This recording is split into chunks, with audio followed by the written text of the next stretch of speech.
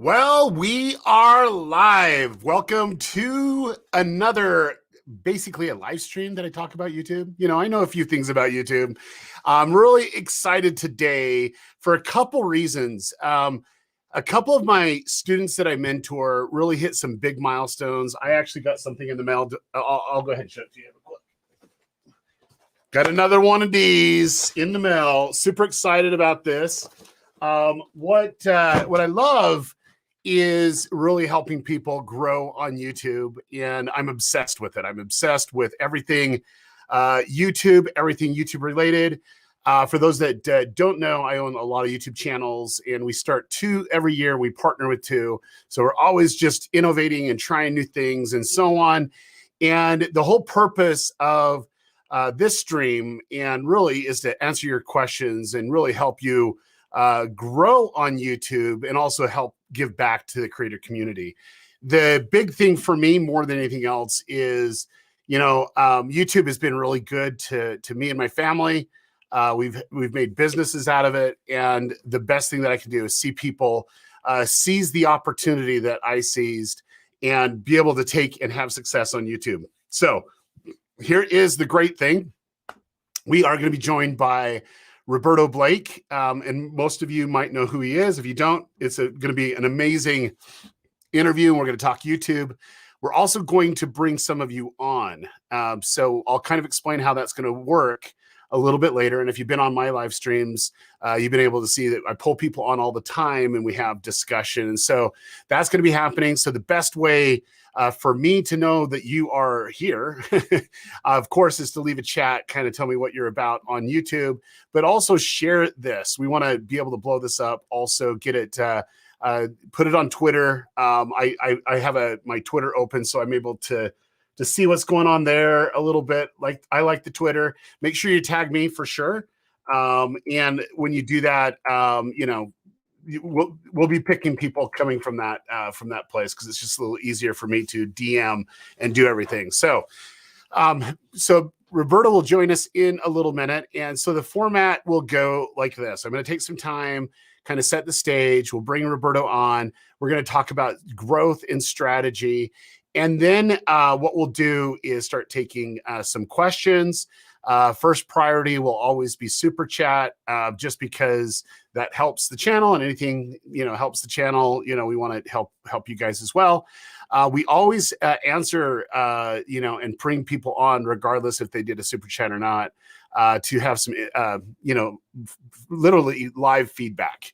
Sometimes I like it better. I like it a lot better than just reading a chat. I like to talk to people and go from there. So that's kind of where we're at. And as Roberto's getting ready to jump on, we'll go ahead and do this. But just to start out, I do believe that YouTube growth is a mindset. And I was really, I won't say disturbed by a comment that was made in one of the groups that I belong to.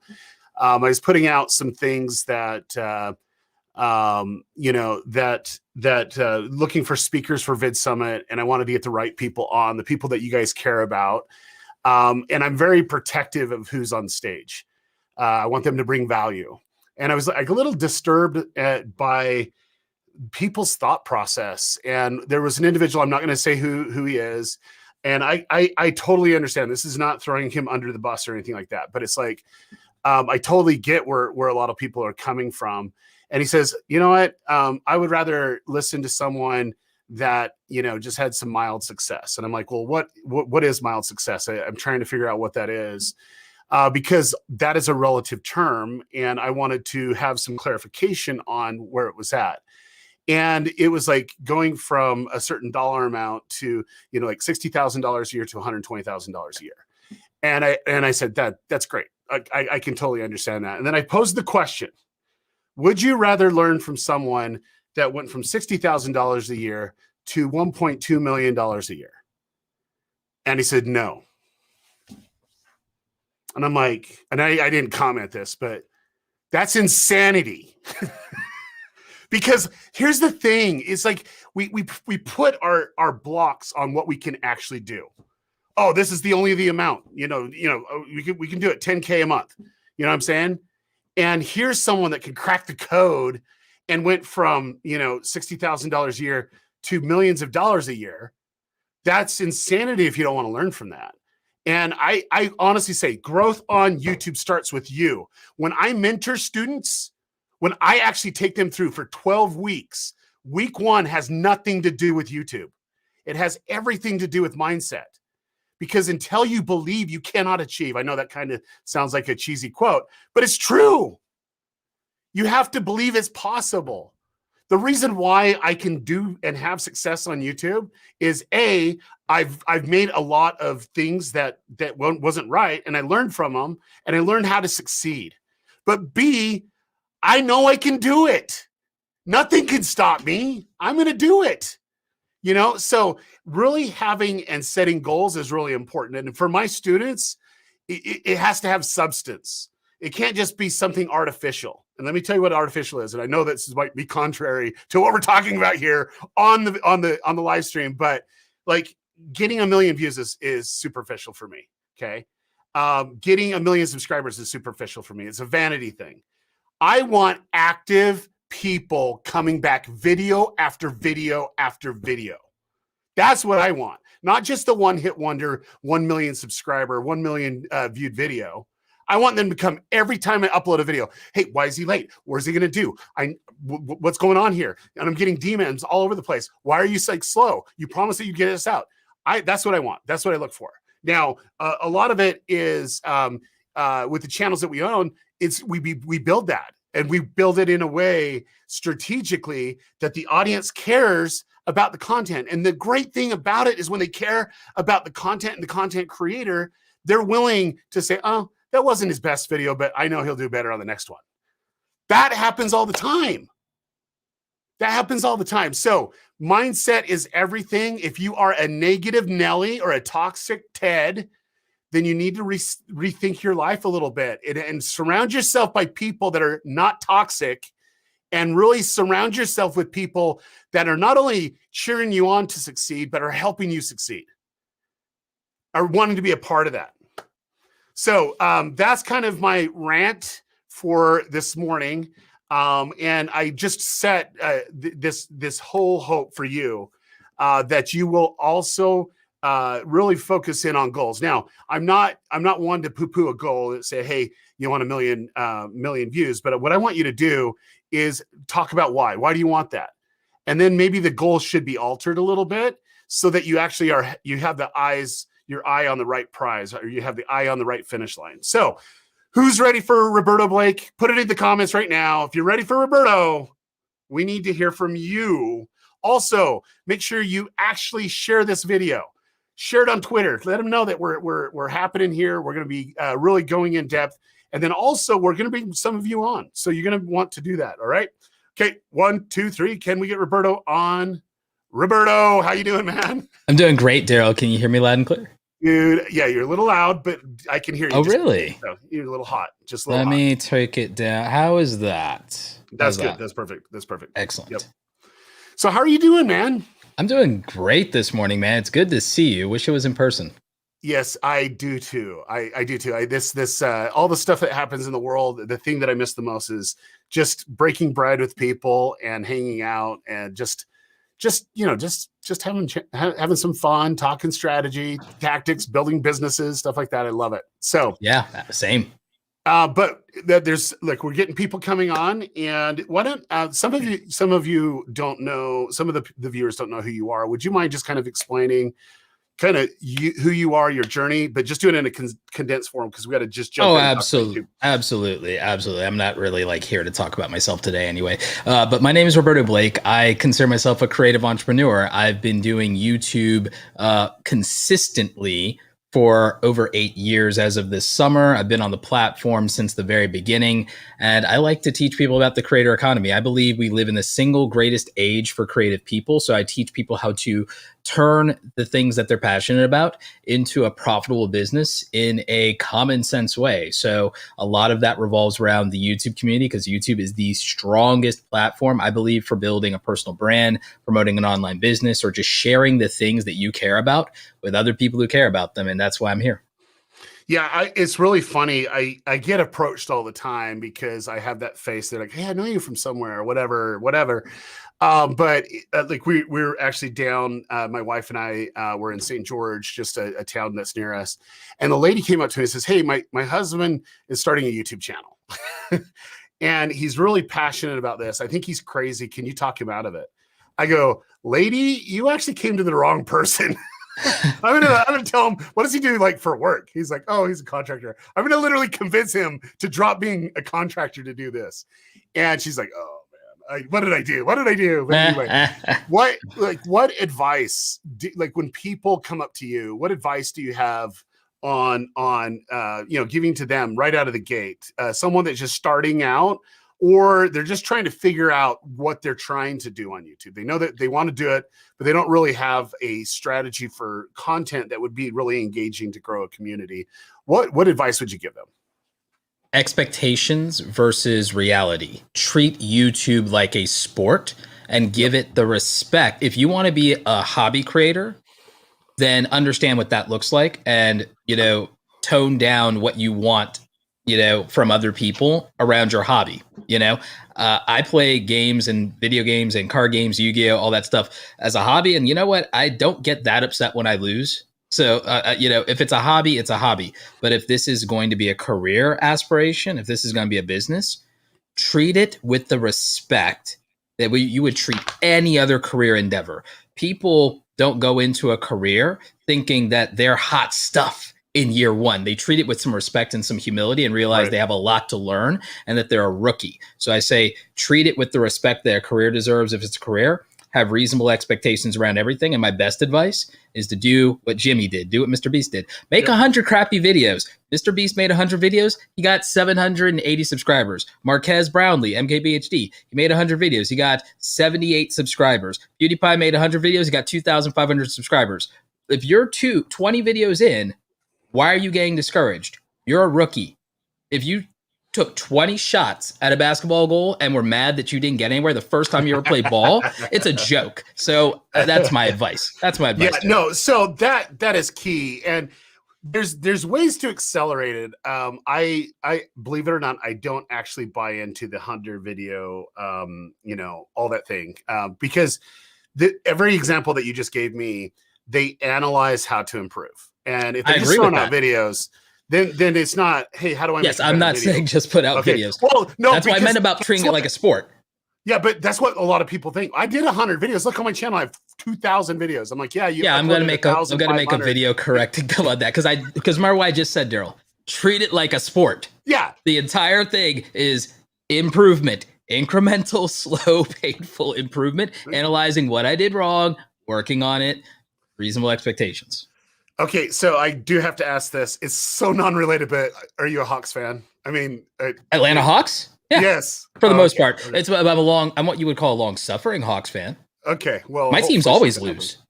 My teams always lose. My Falcons have been. Oh my god. Yeah, no, I love it. So I just had to ask this because you're using a basketball analogy. That's just where it's at. But anyway, going back to it, yes. When you put out a video, it's just like learn from the video. And the great thing about it, and this is where I do have an advantage over a lot of different creators. I puts out tens of thousands of videos. I really have. I've been doing this since 2005, and I really look at all the different videos that I've done. I've seen a lot of data, and I know what people respond to when they don't. And then two, sometimes, people just don't listen, and people don't really want to learn. They're like, no, I'll get it. I understand it. But I always tell my students that I mentor in Channel Jumpstart, I always do this. It's like, if you're making the video for you and you don't have an intended viewer in mind of who that is, and if you say, oh, I'm doing it for me and people like me, that's not good enough. And don't expect more than one view. I really don't believe that you deserve any more view than just the one person that you're making it for. So the first tip, and this is the biggest one, is remember that this is an exchange of value here, right? Yes. So people are coming onto YouTube for a reason, and the reason is multiple, right? You got to figure out what reason that your video can offer a unique value proposition. And then two, this is an experience for them. This is their first experience with them, with you on your content. And so what do you want to do? You want your best experience there. This is the first impression that they're going to have. So you got to think of the viewer in mind. And I just had one of my students he started like his main channel has just been blowing up for the last 6-7 months. He started a second channel, and he did it the jump starter way that we go through the process of doing it. And his first 2 videos like just exploded. And he already has a ton of subscribers, we're talking in the 6 digits subscriber wise already, just in a few weeks. And he did not promote it on his main channel, and everybody's like, that was just dumb luck or whatever. No, and I disregard. I find that offensive, number one, because they don't understand what YouTube already knows, which is let's find the ideal viewer, and if they respond positively to that, there's more people like them out there. There's already that AI. What would you say that? People think, Daryl, people think it's immodest or arrogant. I don't believe in luck. I don't believe in luck. I believe that there are people who start out with fortunate circumstances, and so what? You're acting as if there is an equally unfortunate thing that could happen to them on a long enough timeline that negates every advantage or piece of privilege that they started out with.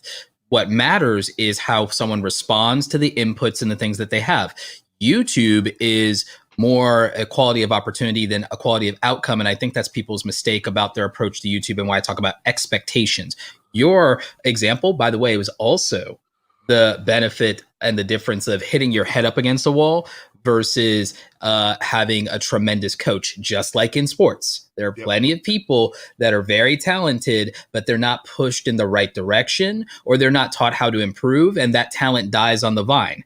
Well, a lot of times just doing something and doing it over and over again, and not necessarily doing it the most optimal way, the most beneficial way, the jumpstart way, some might say. Like there's advantages and disadvantages to just doing things your own way. Some people figure things out and learn along the way. Other people need guidance and need mentorship, or at least would do better or get there faster if they did. So that's what my response is it ain't luck. Yeah, and I watch a lot of YouTube for work, and I see different videos that are out there, and there is luck that happens in one particular video. Like I've gone and see channels that they'd get like 40 million video views, but they don't know how to respond to it. And so yes, the video is great; it hits to the core, but they can't replicate it. Okay, if they were super lucky, they would be able to replicate it every time, right? That's the super lucky, or they know what elements made that video what it is, and they're able to replicate it from there. And I can't tell you, I've seen tens of thousands of creators that have millions of views on a video but don't know what to do for it. I took one of them, and this is probably my favorite example. So I get this really random DM, and it was a guy that lived in Africa. And he's like, hey, I had a video blow up, and I'm really wanting to do it. And I went on his channel, and he paid for a consultation. So he had a consultation with me, and I went on his channel, and I was blown away. I'm like, dude, this creator's like off the chain. And he would do VFX and stuff like that. It was really, really cool. Yes. That's my jam. Yeah. I'm like, dude, this is really cool. And I says, well, how are you responding to this? So he actually became one of my students that I mentor. And like, it's a game changer. Like, it's a game changer. Like he was able to take it to a completely different level. I mean, he's getting 100 million video views a month now based off of that content that he had, but he just didn't know what to do with it in the beginning. He's just like, that's my point. You can win the lottery. So, all right, if luck exists and you win the lottery, but you don't know what the next steps are, you end up becoming one of the 95% people to have had that good fortune to be blessed in that way that go broke. You can have a viral video and be a one-hit wonder. There are a lot of early YouTubers who people say, okay, if it was easier back in the day. You have so many creators that were known only for a viral video or a series of viral videos that were not able to maintain, and they had the advantage of low competition, no competition, being first to something. And it didn't long-term work out for them just because there was no next step and nobody to tell them what to do with it. And I think the big thing more than anything else is this. And it's more about mindset and the ability to create, but you got to be humble enough to realize and not arrogant enough to say, okay, what did I do right and what did I do wrong, and how can I improve for that next video? What can I learn from it? Oh, they seem to like this thumbnail because my click-through rate was so high, or they kind of had a drop off here. What did I say? And you go into the video to see what was being said. Oh, it was a weird edit, and it was really a weird audio. Well, let's not do that again, or they like this style. We can have some pacing, and we were able to stabilize out. So that's the essence of it. And I think people just don't know sometimes what to do. And so would you give like a few tips for people that have been on YouTube for a while, have been grinding away, looking for success, and they're not necessarily seeing it? It's just basically the same old numbers that they've been having for months. So are we talking view numbers? Or are we talking subscriber numbers? Let's talk views, because subscribers, like, everyone can have subscribers, but if the subscribers are not watching the videos, exactly. No, it's most views come from non-subscribers for the majority of people, even the biggest content creators at this point, at least in many cases, not universally, but I digress. So let's talk about views. Okay, Roberto, what do you know about views? Your last video got blah, blah, blah, blah, blah. It's like, I know exactly what I do wrong sometimes and what I do right. There's a thing. One second. This right here. So this Chevy dude, one of the students I mentor, he just I know Chevy dude. Yeah. No. But he gave me $500 to buy 20 people the YouTube Formula book. So 20 of you right here on this live stream is going to get it courtesy of Chevy dude. Dude, Mike's a great guy. Love it. Yeah, Love he it. really is. Yeah, I had the pleasure of meeting him specifically at Vid Summit, and we've actually done a little work together as well. So yeah, all right, views come down to what will people give their time and attention to. First lesson, what you want to make, as Daryl was talking about earlier. Thing you were talking about earlier, Daryl, I've come up with a simple phrase for it. Ooh, I like it. Let's hear it.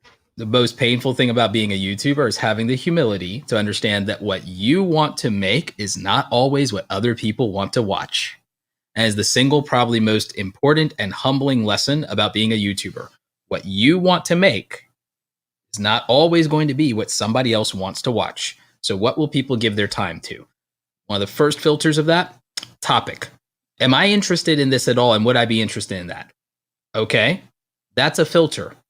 I'm not going to watch a video about surfing because I am not going out with those sharks. I'm not getting up on the board. I am not going to die. So nope, I'm out. Okay, it doesn't matter what the quality or the quantity was. I just on the topic am out. So that's it for me. Title. Okay, can you entice me with a title? Can you write something that says, this is worth my time? Can you qualify it? Can you speak to me? If you want to speak to me, putting something in the title that is emotionally enticing, but also for me is some kind of value, whether it's entertainment or education. If it's entertainment, get me curious, get me excited, or make me disagree with you, have a strong opinion. If it's something educational, make the utility there, but also still be compelling. Make me like really interested or invested or curious in some way. So topic, title, thumbnail. You gotta get me to stop scrolling in my phone. I've got my I'm sitting here. Make me stop. Have a showstopper thumbnail. You gotta get me to stop and pay attention to you. In the real world, somebody wears a loud shirt or something like that. You're like, wait a minute, stand out. You want to, like, what is it from the Goofy movie? It's to stand out of the crowd. Like, so like literally you gotta stand out and notice me. You gotta, like, if you want to get noticed, what are you doing that's above average? What are you doing that's above average? So your topic, title, and thumbnail need to reflect that. And then there's one little X factor that requires a little bit of thought, a little bit of forethought.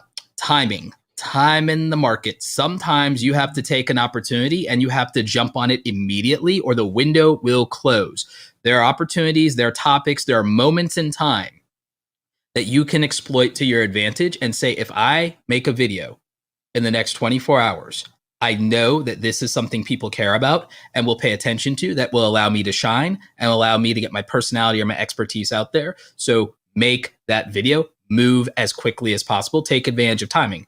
You may not feel like you're able to do that, but whatever it takes, if you're serious, do what it takes within reason to take advantage of timing. So topic is understanding what people care about and having the humility to know it's not you most of the time. And then writing a good headline is a skill. Writing a headline, I have learned to accept that I only get headlines right 2 out of 10 times, Daryl. So it's like it's not my best skill, largely because I overthink it. And sometimes I workshop a title. Believe it or not, I've workshopped a title and then had a video take off because within a couple hours I said, I can write a better headline than that. This isn't snappy enough. What was the most intriguing or most triggering thing I said in the video? Okay, that's the headline now. And then it works. And then all of a sudden the views go up from 200 views an hour to 2,000 views an hour. And it's because, I wrote a better headline. Nothing about the content changed, right?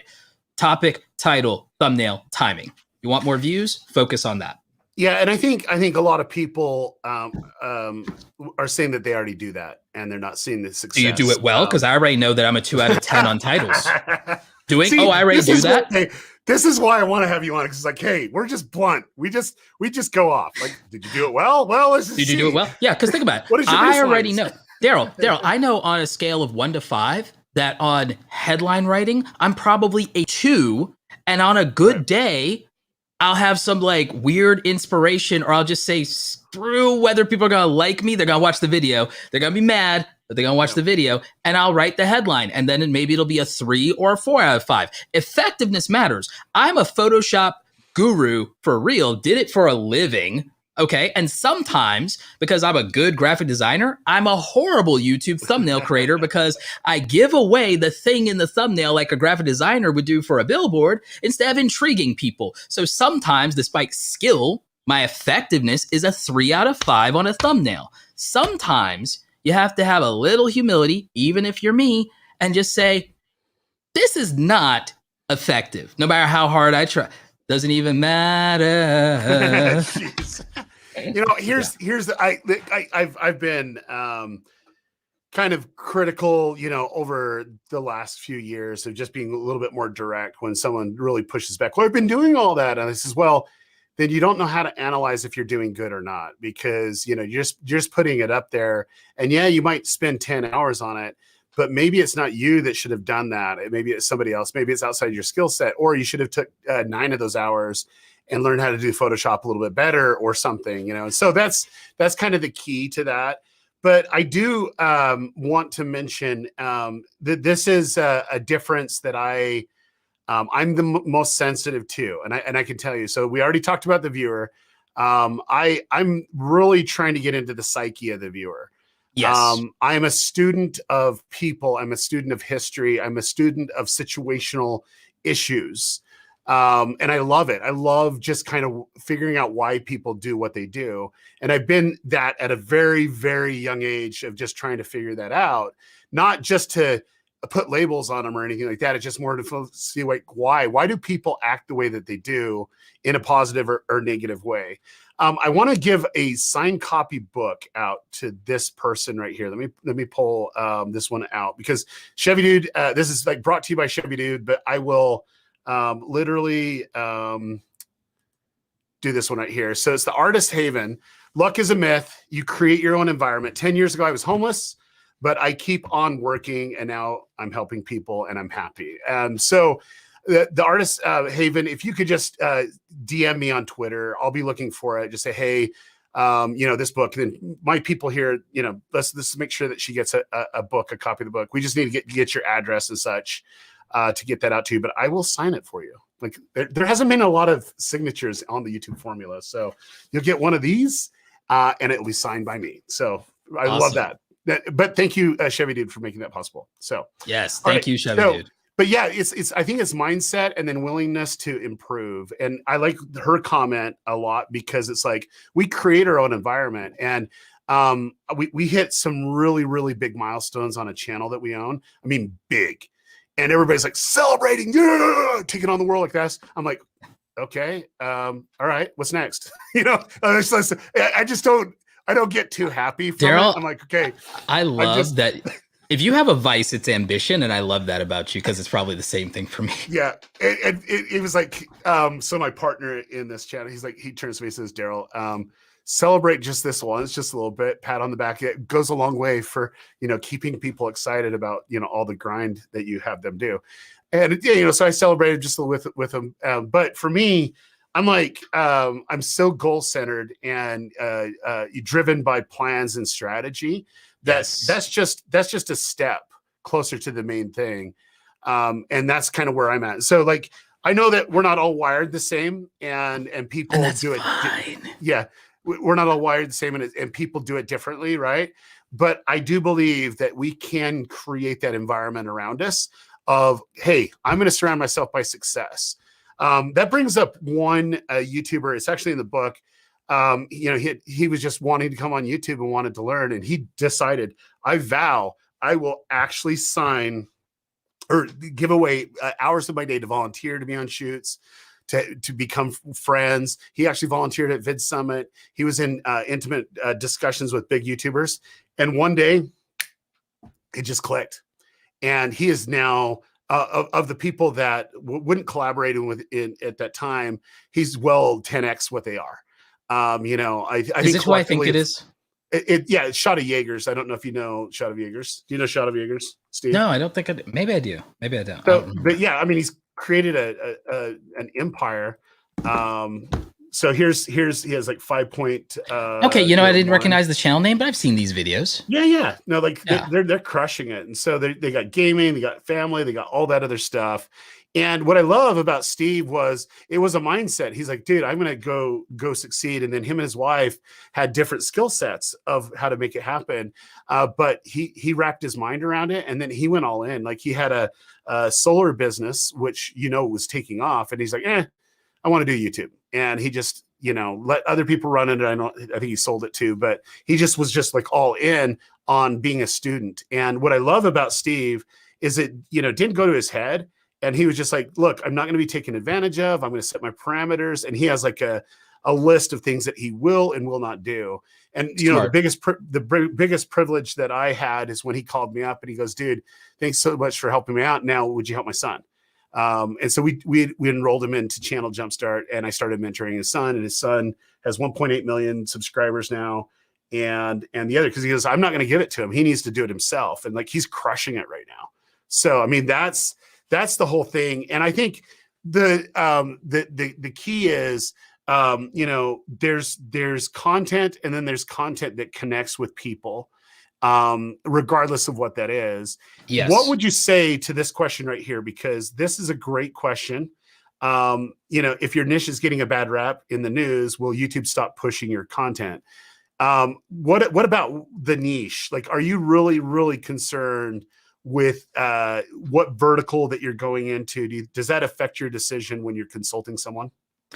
So when I'm consulting people, I absolutely ask what their intended niche and audience is, because there are advantages and disadvantages to a lot of things. A primary example would be if somebody wants to go into, let's say gaming, right? The gaming is a very popular niche. Some people say it's oversaturated. What I tell people about that is gaming is very accessible to enter into, but it's very hard to be competitive in. So it's not saturated at the top level of quality in terms of skill level at any particular game. There's always a very thin amount of people who are the best of the best at the game. So is it that? There's another aspect to that. Could you be the person who has the best ability to find the glitches and secrets and things in the game, even if you're not a master of playing the game? Are you the best investigator, the best internet detective in the world? Because then that's your skill set. Now leveraging the niche and creating a unique aspect to it. Or can you make this, even without being the best at the game, can you make this very entertaining, accessible for the people entering into the hobby?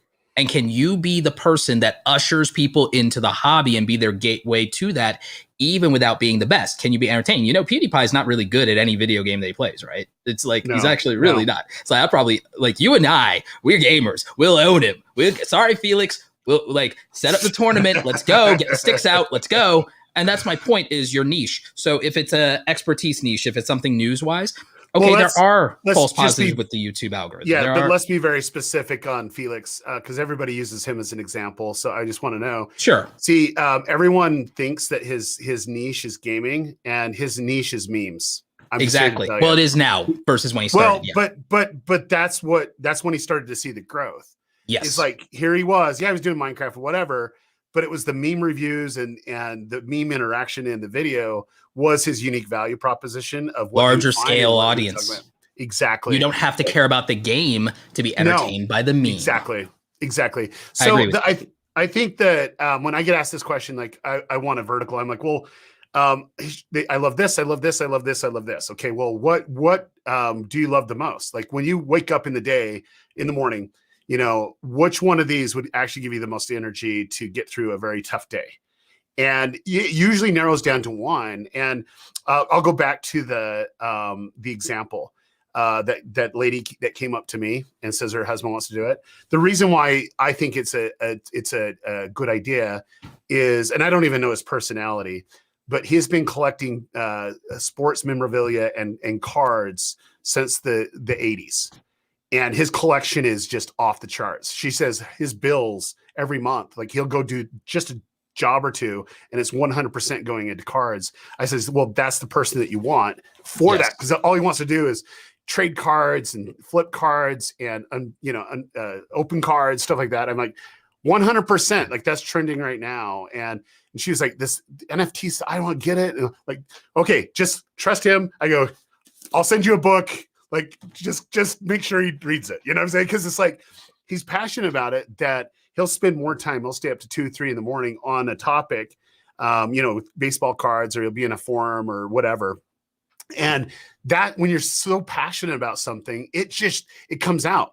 Because like, I'm passionate about YouTube, and it comes out. It doesn't matter where, if I'm on a stage, it doesn't matter if food. I just love it. I love having these conversations, and it comes out. And yet I don't put a lot, I'm not in front of the camera a lot. I'm always behind the camera because I do other things, which I think a lot of you should consider too, because there's a huge need for a lot of different support.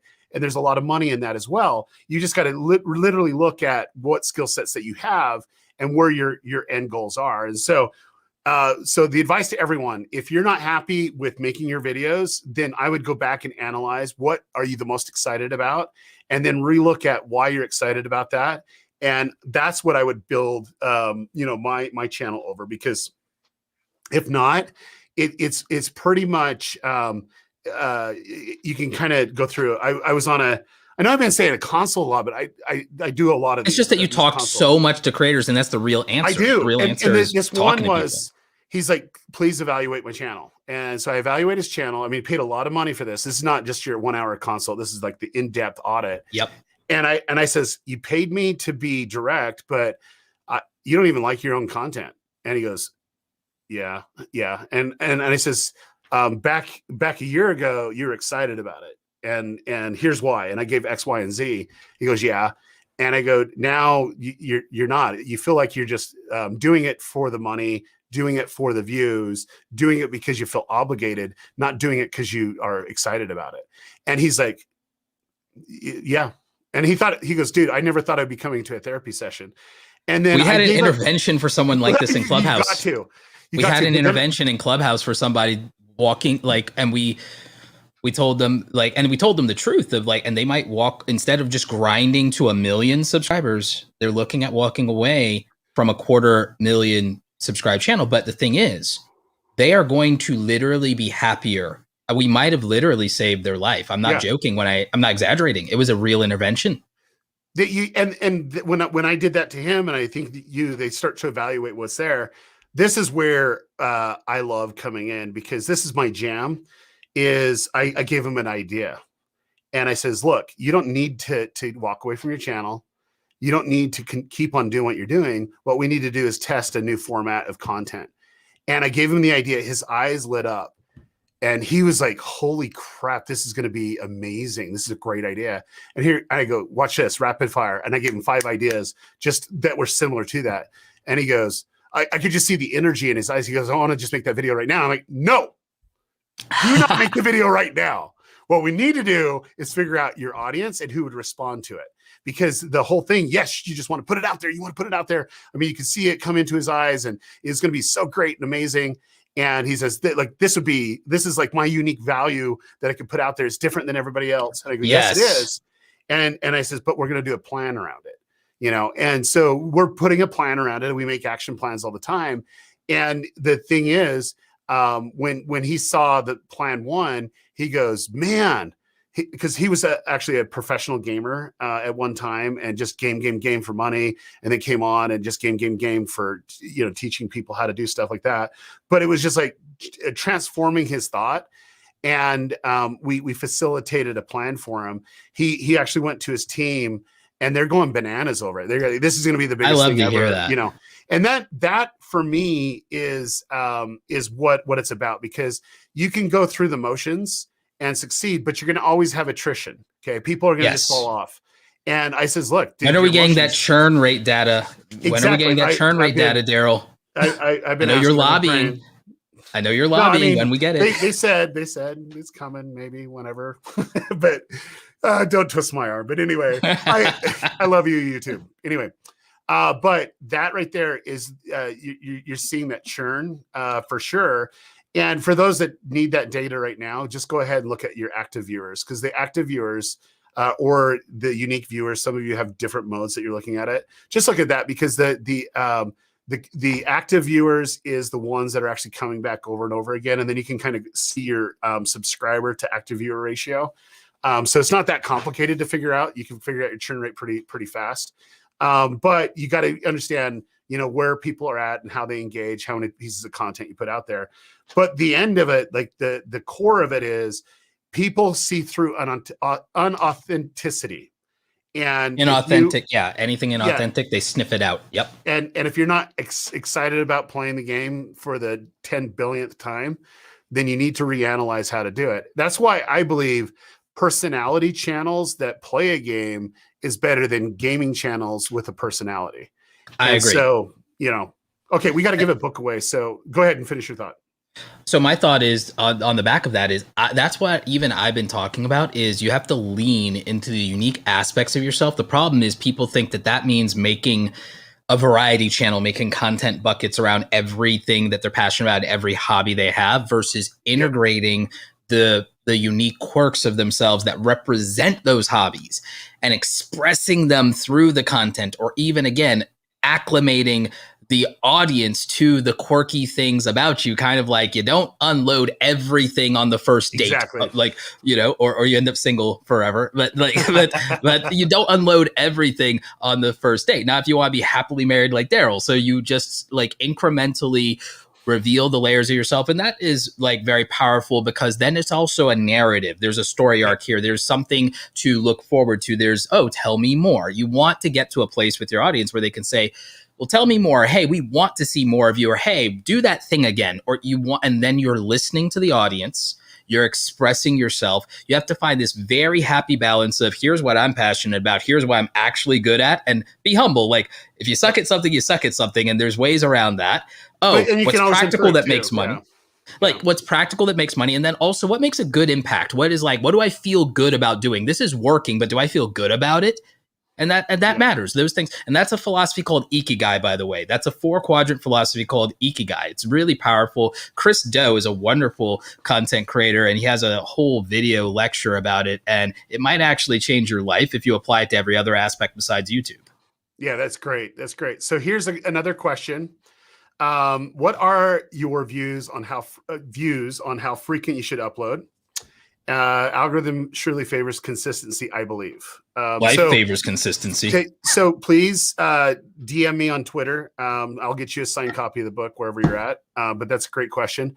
For me, yes, there you go. Look at that. It's right by the computer. There we go. But I'll answer this one first, and then we'll get Roberto to respond. But I've seen people really succeed uploading 2 videos a day. And it's sustainable for them because they have a team of 10, 15 that's supporting them, and they're able to do that long term. There's some brands that do 45 pieces of content a week, but it's not, we're talking on all platforms besides YouTube too. They put out quality stuff, but yet they have a team of 52 that's doing that. So you can sustainably put out content as much as you want, and there will be an audience for it, but maybe not necessarily on YouTube. Maybe it's more on other platforms. But you can succeed with a couple times a day. It's been proven, but it depends on your audience, who you're engaging with, if they can actually absorb that information. And if you ever want to see a debate on daily versus once a month, go look up Mark Rober and see how often he posts and see the views that he has. He goes, Daryl, I just want to be known for one thing. Only posted one video a month. He goes, I one amazing video a month, because he's just like, that's my narrative. Like, and he only has like one employee, that's that. So he loves all that other stuff, but he doesn't want to do it so much that he's just grinding away and can't enjoy the other aspects of his life. What about you, Roberto? What would you say? The thing I tell people is not to mistake consistency for frequency, and that the answer is sustainable content. You should make YouTube right size in your life. You should probably make everything right size in your life.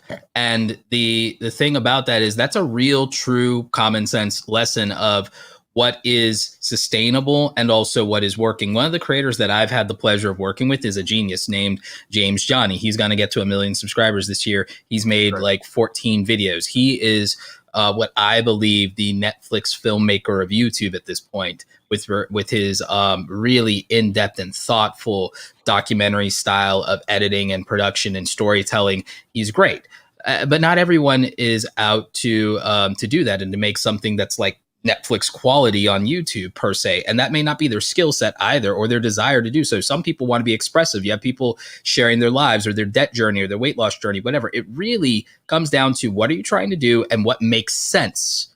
Primary example, meet Kevin is a machine. The man's a monster. I love Kevin. Like, Kevin makes me want to go back to daily uploads, not for the outcome, but just because. Wait. He's doing like 6 a day. So don't say daily uploads. Like, he's doing 6 a day. Come on. Yeah. Okay. Fair enough. But like, okay, but look at me, Kevin, and he's doing quantity, and the quality does not suffer for it, but that's because he's Kevin. That's because he figured that out and he built that into his entire lifestyle. And he's doing it while running for governor of California, of all things. And it works for him. Meanwhile, you have Graham Stephan, same niche, similar genre of content, different style, but he does 3 videos a week. And he's been doing that consistently for over 2.5 years. And they have parallel-ish outcomes in terms of views, subscribership, notoriety, revenue, all of those things. You have PewDiePie, and then you have Jimmy, you have Mr. Beast. PewDiePie has been doing. I would never even put anyone in a category with Mr. Beast. I wouldn't, but they have overlapping viewership. I'm just saying they have overlapping viewership. Actually, the more viewership is with a laser beam, believe it or not. So that's fair. That makes sense. I think that I'm just going quality, quantity. It's like, it's just what fits for you and what's about what's satisfying for you. But I want to clarify the difference, because Felix, I know, will just turn on a camera and be done. Jimmy will literally sacrifice 2 or 3 weeks to put out one video. Exactly. So I don't necessarily want to put anybody in that thing. But anyways, I'm just defensive of my boy. But no, I'm applauding it. I'm making a point that like Mr. Beast has a unique approach that makes him Mr. Beast. Yep. And that's what I'm getting at and PewDiePie has a unique approach that makes him PewDiePie. Yep. You have to find what is. I 100% agree. I 100% agree with that. But I think it comes down to this question, and we're going to send you a book. It's be a signed copy. Make sure you DM me on Twitter. It's about authenticity. So this person's asking, how can I be authentic without offending people if I'm being myself in my content? So that's a great question. This might offend some people, but I really don't care what people think. Let's go. I really don't. I'm going to be who I am. And if they don't like it, they're going to go find someone that they like, and that's fine. And I want them to go like it, but I can't appease everyone, because then that's unauthentic. And that, authenticity to me is really important. And I kind of had some turns in my life that I held my tongue a lot. And now I'm just a lot more vocal, because you kind of need to be in this, generation right now. Yeah. And I just believe that you just need to be yourself. And if it's so toxic that no one wants to be around you, then you need to look at your approach. Maybe you need to have some books and to elevate your own personal surrounding. But I just literally get misunderstood a lot as a creator. They're thinking, oh, he's trying to do this or this or this, and they don't even know me. They don't know my heart. But once they do, then they're like, oh, dude, I didn't even know you're this type of person. I had a really, really high up person at YouTube just hate my guts for years. And I mean, it just really, really high up. Just every little thing. And it was all stemming from a conversation. I put them in their place that they didn't know what YouTube was, and I embarrassed them. And so that was kind of one of those things. But when just the last couple of years, we've met, we've broke bread and all this other stuff. And then he's like, you know, he goes, you're really, really good for the creator economy. And I'm like, yeah, I mean, that's my goal is I want net positive creators. I don't want people that are pulling the world down. I want them to elevate the thing. And then he goes, that makes total sense. I can see it in your path of everything that you've done. And it's impressive. You know, we talk like every week now, but the key to this is, you know, don't judge someone just right off that first thing, you know, as a viewer. Look at the cause, what they're trying to do. But then too, as a creator, be yourself. Don't try to be something you're not, because then you have to remember what you're not every time. You're like, oh, yeah, what did I say on this one? It's kind of like, it's just easier not to lie. Yeah. It's easier not to lie. I mean, look, I'm a nerd. It's too late for me to be popular. Like, if I was going to pander to people to be popular, it's a little late for that. I'm a nerd. I'll be 37 next week. It's like, I'm kind of like down a path already. It's like, if I was trying to be liked and be relatable, it's a little late for that. I'd rather be right. I'd rather be right. And that goes back to the thing you were talking about, the very beginning of this conversation before I hopped on. And I made a comment in the chat. And I said, it seems today that for some people, they'd rather listen to that person who's just making $60,000 a year, which, by the way, there's nothing wrong with making $60,000 a year. But it's like, do you really think that that's the maximum potential you or anybody actually really has right now in the greatest era of ever that human beings have ever lived in? Do you really think that's the most you should be shooting for? It's like, I've never settled for mediocrity as an acceptable standard, and I don't think anyone else should either. So why not at least hear somebody who's crushing it and doing 2 million a year? What do you stand to lose? What, because you can't relate to that person? You don't even know that you can't relate to that person because you haven't heard them out yet. You're prejudging them before you've even had the experience. And that, in my opinion, not to, actually fine, to offend people. I just think it's the most ignorant thing I've ever heard of, that you won't listen to somebody because they're successful beyond what you have decided is impossible for you, because you've decided that since you've never done it, you'll never do it. So you don't want to hear anyone who actually has try to, talk you into actually believing in yourself, actually doing more than you have before, actually fulfilling your God-given potential. Oh, perish the thought. Yeah. So that's how I feel about it. Be authentic.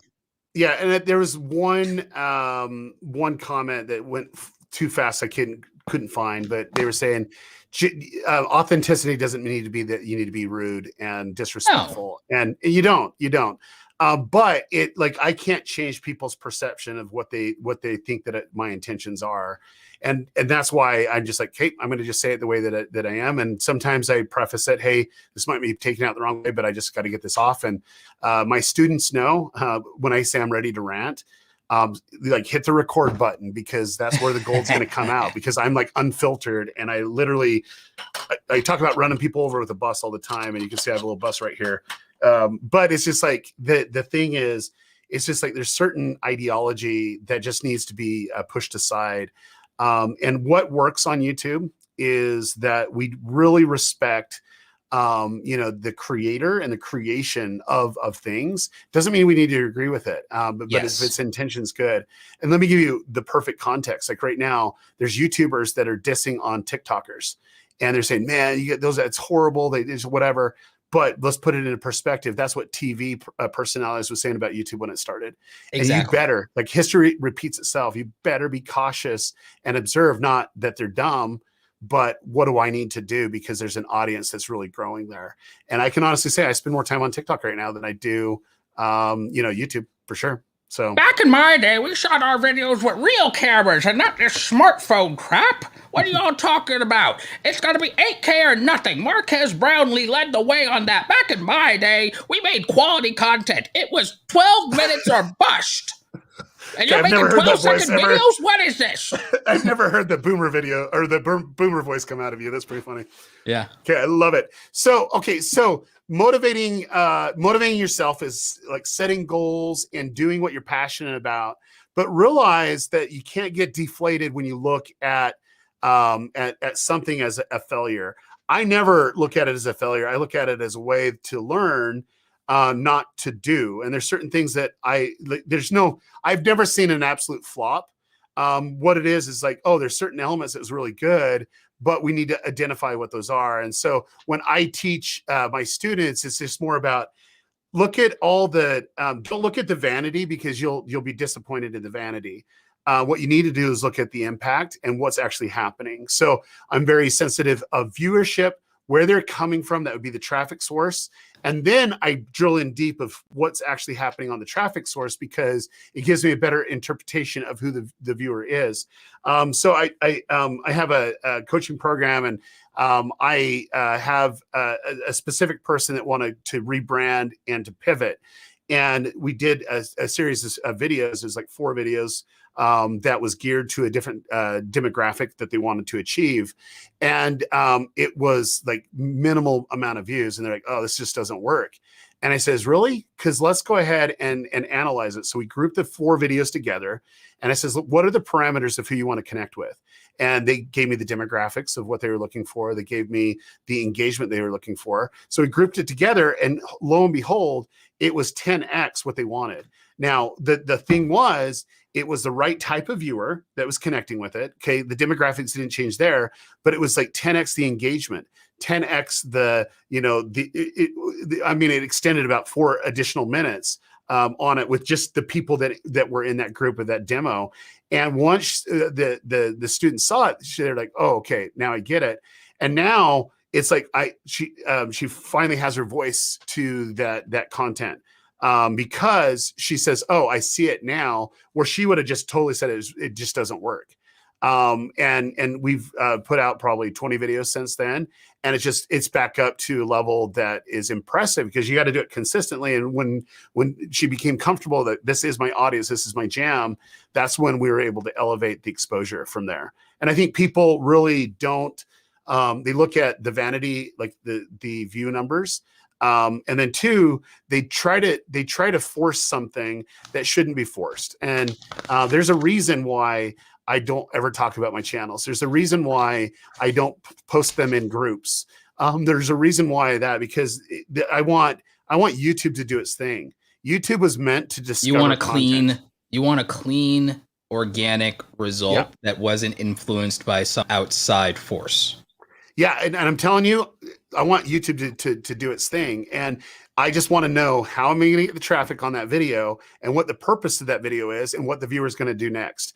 And if you don't just underline what I just said, then you're gonna really struggle, because when you can anticipate where they're going to find you, and you can create a viewing experience to the end, and anticipate what they want to do next, you now are in the psyche of what they're actually doing. And then the more patterns and percentages that happen, believe it or not, that's when YouTube says, oh, a high amount of people that watch these videos, these 2 videos, watch these other videos. Let's go ahead and suggest these other videos.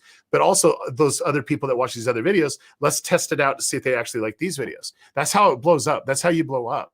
And there's a method, there's a system to make it work that's a lot more predictable. But actually, it's a pretty in-depth mentorship of really understanding what you need to know when you need to know it, and not try to gather all the data, because YouTube's given us a lot of data, but it's like they're changing stuff based off of new reports without even, they're saying, oh, YouTube says this, and this is when my viewers are online, so I'm going to go ahead and post it this time.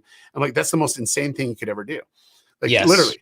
It's just like, no, you need to step back and analyze it a little bit further. It's this overconsumption. This is part of why I keep using the sports analogy, because I think it's the most realistic thing for most people is, because there's 2 things you pointed at. Well, actually, there's 3 here, because I actually been taking notes at the same time. So it's 3 things you pointed out in that anecdote. So for one, the fact that the creator you spoke about had to learn to become indifferent to difficulty, meaning that, all right, when faced with failure, what's my response? And obviously the emotional response is I'm demotivated, I'm going to stop, I'm going to be reluctant about the next thing I do, but then that's going to actually impact the results. Whereas but the creator, but let's keep in mind, the creator was looking at the wrong results. Yes. And that's the problem. But once they were able to see the right results, when you're able to put it together, and they're like, oh. But they also didn't know what they didn't know. They didn't know how to look at the result. and they didn't know what lesson to learn. So you don't know what you don't know. And here's another one. When confronted with difficulty, obstacles, and challenges, because we're not saying they don't exist. We're saying that, or at least I'm saying, and I'd love your thought on this. I believe in embracing a healthy amount of stoicism, which is basically indifference to difficulty. And the phrase I use for creators is, we have a question here in the chat. It's like, I'm feeling like a lack of motivation. When motivation fails you, discipline will not. When motivation fails you, discipline will not. You think every athlete and every performer wants to do the practice runs, wants to do the dress rehearsals, wants to do the push-ups, wants to do the warm-up laps? I was a former cross-country runner. I could tell you, no, not really, not excited about it, not motivated to do any of it, but it's a necessary part of the process that has to be done in spite of how I feel. And therefore, it's not that your feelings and your passion, your motivation don't matter. It's that you have to be able to put them in their proper place. And sometimes they have to be separated from the action you're going to take so that you can learn the right lessons, so that you can say, what if I looked at this objectively? What if I get out of my feelings for a minute? And what if I listen to what Daryl's telling me? Or what if I listen to the data? Or what if I look at the data another angle? What if I take another glance at this, look at it a different way? I might learn a different lesson. And then acting on the right information. So those are my 3 takeaways from what you said. You don't know what you don't know. So take the opportunity to seek and find out. Seek the answers. Another one, when presented with difficulty, persist anyway. Endure. Embrace some stoicism. Become indifferent to the difficulty. Do not let your emotions override the opportunity in front of you. And then finally, number 3, when presented with the right information, act on it accordingly. Yep. No, I love it. So, all this leads to success, but it's not immediate. Success is a mindset. I really do believe it. And I want to give this guy a book, Fishbee Productions. So DM me on Twitter, please, and I'll get you a signed copy of the YouTube formula, courtesy of the Chevy dude, who is a student of mine, and he's killing it on YouTube right now. And this one right here is something that I would love to answer. And this is a great question. Anyone having a problem with their day job getting in the way? LOL. Okay, so this is what I want you to do. This is like the best advice that I possibly can give you. I want you to take your check stubs that you get from your current employment, okay? And I want you to put them up on a wall where your computer's at, where you edit. And you might edit on your laptop or whatever, but just like a space that you see every day. It could even be in the bathroom for all I care.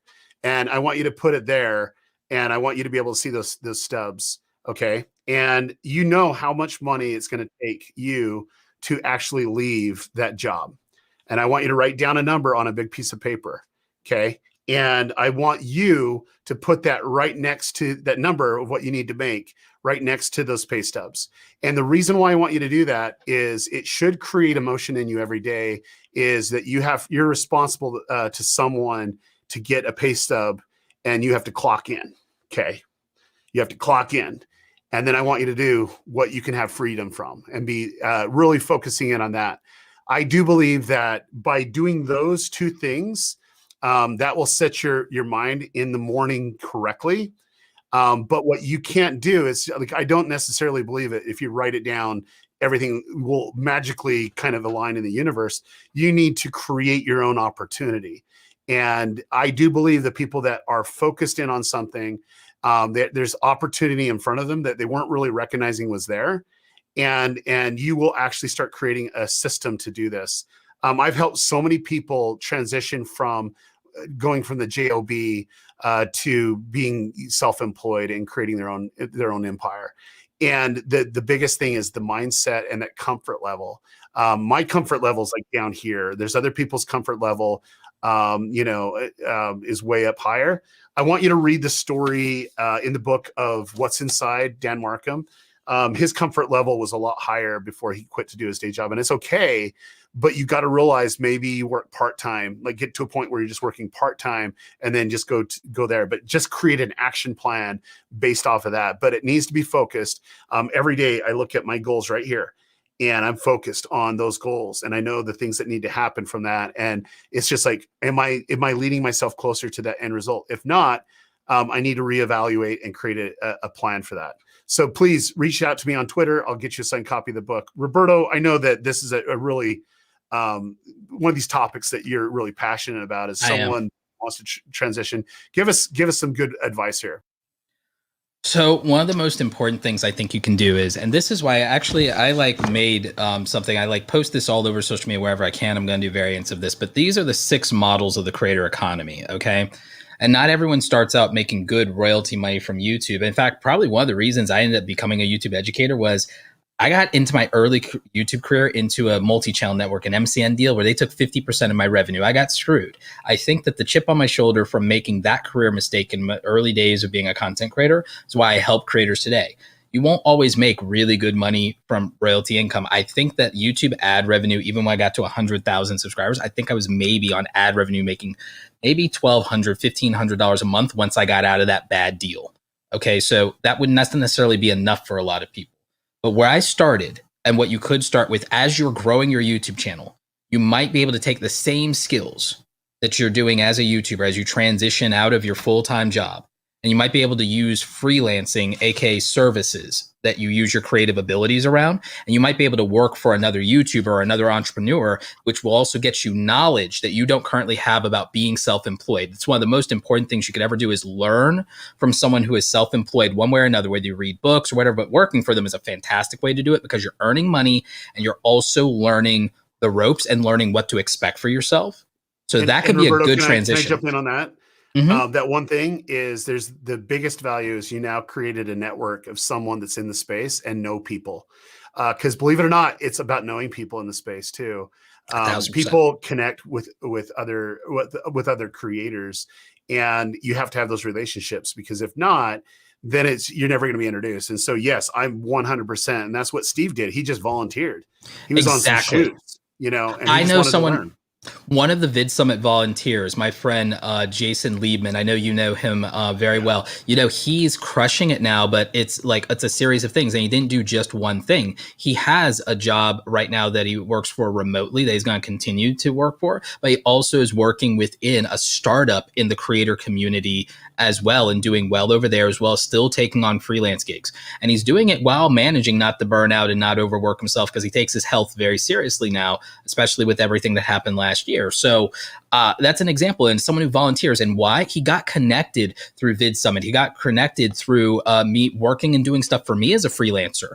And so that is something I'm talking about here is freelancing gives you a network of people who are out there who are making things happen for themselves. You get insight, you get connections, you get relationship, but you also get real practical knowledge. So that could be a really good transitional point. If you start making good money from that and you're also growing your audience, growing your channel, then it might be that you can go to part-time work at a job that then is more flexible or remote, which now you bought back some of your time. You're now not under as much stress. And then maybe you get a little bit more time for the content, but you might also be making enough money to keep investing into the content, because that's one of the most important things that a lot of the most successful creators have done is they didn't improve their lifestyle, they improved their content. They didn't decide to let lifestyle creep and inflation happen. They invested back into growing their enterprise and setting it up for long-term success and making it stable, stabilizing the income that they can control. It's about control. Then there's incrementally diversifying. Something I did, Daryl, at a certain point was I started adding a new income source every year after a certain point, and then up to 2 a year. And I found that I didn't need to wait on, even if I was a creator today, I wouldn't wait on YouTube to monetize. I would immediately start putting affiliate links for people who want to buy into my stuff. I would immediately create the opportunity to purchase, hey, $5 hoodie if you care, or buy me a coffee if you care. I would immediately create the opportunity for people who respect the content to support the content. Yeah, I can't tell you how many people I've actually said, let's get the money. That's easy. And they're like, that's easy. Yeah. I got to be a YouTube partner. I'm like, no, you don't. All you need is, look, let's just figure out the dollar amount. Let's reverse engineer what you need. Let's just figure out what that is. And when they put a dollar amount of what that is, I go, let's just break it down to, items or products and what that looks like, because it's so easy once you understand your audience and what they're engaging with. And you don't even need to, really have, the ad revenue that is what most creators look at. And I do agree with Roberto, you got to diversify. I get paid from different income sources, and I don't need to work. I really don't. But Same. the great thing about it is I want to work, and Yes. it's just like, hey, what can we do? What's the next hustle? What are we doing? And so there's one, probably the best advice I've heard today was coming from Roberto on maybe it's just finding the skill that you have and offering it up to another YouTuber. I want to share a little bit of an experience on this, and it's something that I truly do believe. When you look at your paychecks on the bathroom and you see your goal, if you're really good at editing, do you know what? There's a shortage of editors out there. If you're really good at thumbnails, there's actually a shortage of really good thumbnail designers out there. There is. I literally every day I can go on my email and I'll have big YouTubers, or I can go on Discord, big YouTubers reaching out to me asking if I know anybody. And I've gotten a lot of people jobs from there, but maybe it's a transition where you're moonlighting with helping another creator while you're doing your other stuff, but you're not necessarily putting the same type of hours that you're doing for your job. I end up quoting a now hiring thing 15 times a day, Daryl, and I'm not even like on it like that. Yeah, no, it's awesome. It's awesome. But look, it's just it's a mindset thing, and it's an opportunity thing. And luckily, I had a great mentor, my dad and my grandfather, that taught me, you know what? Don't devalue your worth, and really look for ways to elevate that. And that's basically what led to my career. And there's at times that I devalued my worth, and you know what? I thought I couldn't do something. But it was just changing my mindset and being open to do stuff maybe a little bit differently than what I thought was the plan. And that's where the analyzing and adjust comes in. And that is huge, because maybe that your journey into YouTube is a different path than what you're currently on. And what you got to do is just look for those opportunities. But this is like, I can't remember the dollar amount. I think it was it like 1.6 trillion that went through online ads to creators this last year. Yeah. It's huge. And right now, there's a huge shift of money leaving television, which is dying, and is being freed up here more strategically. And it's supposed to double, if not triple, over the next 5 years. But I mean, it's going to be crazy. And then after that, it will be exponential, because it's the largest part of distribution, and it's about to go global. And you and I already know that global internet adoption has not peaked. Global internet adoption has not peaked yet. We just got half of the people in the world on the internet. There's a multi-billion user market. How much that means? It's a multi-trillion-dollar market. And we haven't even capped on it yet. We haven't hit market cap yet. You want to talk about transformation, though, Daryl? I have an anecdote. I have a short anecdote for you that everyone will love, and it's a Daryl Leaves exclusive. It's a Daryl Leaves exclusive. It teases a trilogy that'll probably then become multiple videos in a series down the road about my own journey and my own transformation. But Daryl, I've never publicly fully shared this transparently before. Well, we're going live there. We're live. It's recorded. We're on replay. Let's go for it. In 2010, I was an employee making about $30,000 a year, I believe. And in the year of 2020, and this is, I don't know how much they can see this. There we go. Good. There you go. In gotta block my face here. In 2020, and this is the accounting software that then goes to my CPA to go to the IRS. $300,000 in top line gross revenue in 2020. In a decade, I transformed my life, Daryl, from being a $30,000 a year employee to a $300,000 a year entrepreneur. It is not easy. It's not a result that everyone gets. It requires a lot of sacrificing, but it is achievable. And I did it off of the back of my creative ability, the things that I'm passionate about, and the audience that I've dedicated my life to. And that is what was required of me. And that is the transformation. And people want to sit there. Some people are smart enough and more talented than me, and they could do it in a year. It's unlikely, but you'd be shocked what you can accomplish in a decade. Yeah. Roberto, I'm going to ask you a very personal question. If you don't feel comfortable answering it, just don't answer. But if you stopped working today, how much of that money would still continue to grow? About roughly $8,000 a month, $10,000 a month, something like that. Okay. See, and I think that's the whole thing is when we set things up, we should look out for the bigger opportunity, because a lot of that income doesn't just stop when you stop. And That's my plan. One big thing that I do with all creators is like, what happens if YouTube dies tomorrow? What is your backup plan? And let's create that, because that's where the real money's at. And I love it. I love what I do, and it's just more opening up the opportunity to really impact people in a very positive way. And you gotta be able to make money to do that. And I do believe that there's just different ways to do that. When I get hired, I usually get hired to help elevate somebody's bank account. That's usually the case, utilizing video and audience development. And so it's just like, okay, what do we do? But there's a lot of stuff that can do that. And I just want everyone to know it's just mindset, and it's possible. And don't put limits on yourself, but be smart, be strategic, and be realistic too. Say, well, hey, if maybe it's going to take me a decade to get there, but like I can at least replace my income, in the next 6 months. 90% of the people in my life told me it couldn't be done, Yeah. because they hadn't done it. Yeah, but I think the people that you now are surrounding yourself on that are saying, hey, why shoot so low? There's a lot bigger opportunity. The plan is within the next 3 years, the plan is for that amount to be completely passive, in terms of I could stop working and I could still achieve that over the next 3 years. That's already a massive blessing. But I also worked for it. But the goal is, because like you said, why set the site so low? Another Daryl Leaves exclusive. Yeah. My goal is to get higher than that. My goal is $1 million. And I think this is a good segue to just kind of amplify a point. So 3.5 years ago, I found a creator that we just hit it off. And this creator was super engaging. I think that he's one of the most powerful creators that the world's seen in so many different aspects. And we wanted to create content to get out to 1 billion people. And if you're thinking it's Mr. Beast, it's not. It's like, no, I think I know who it is, but it's not Mr. Beast.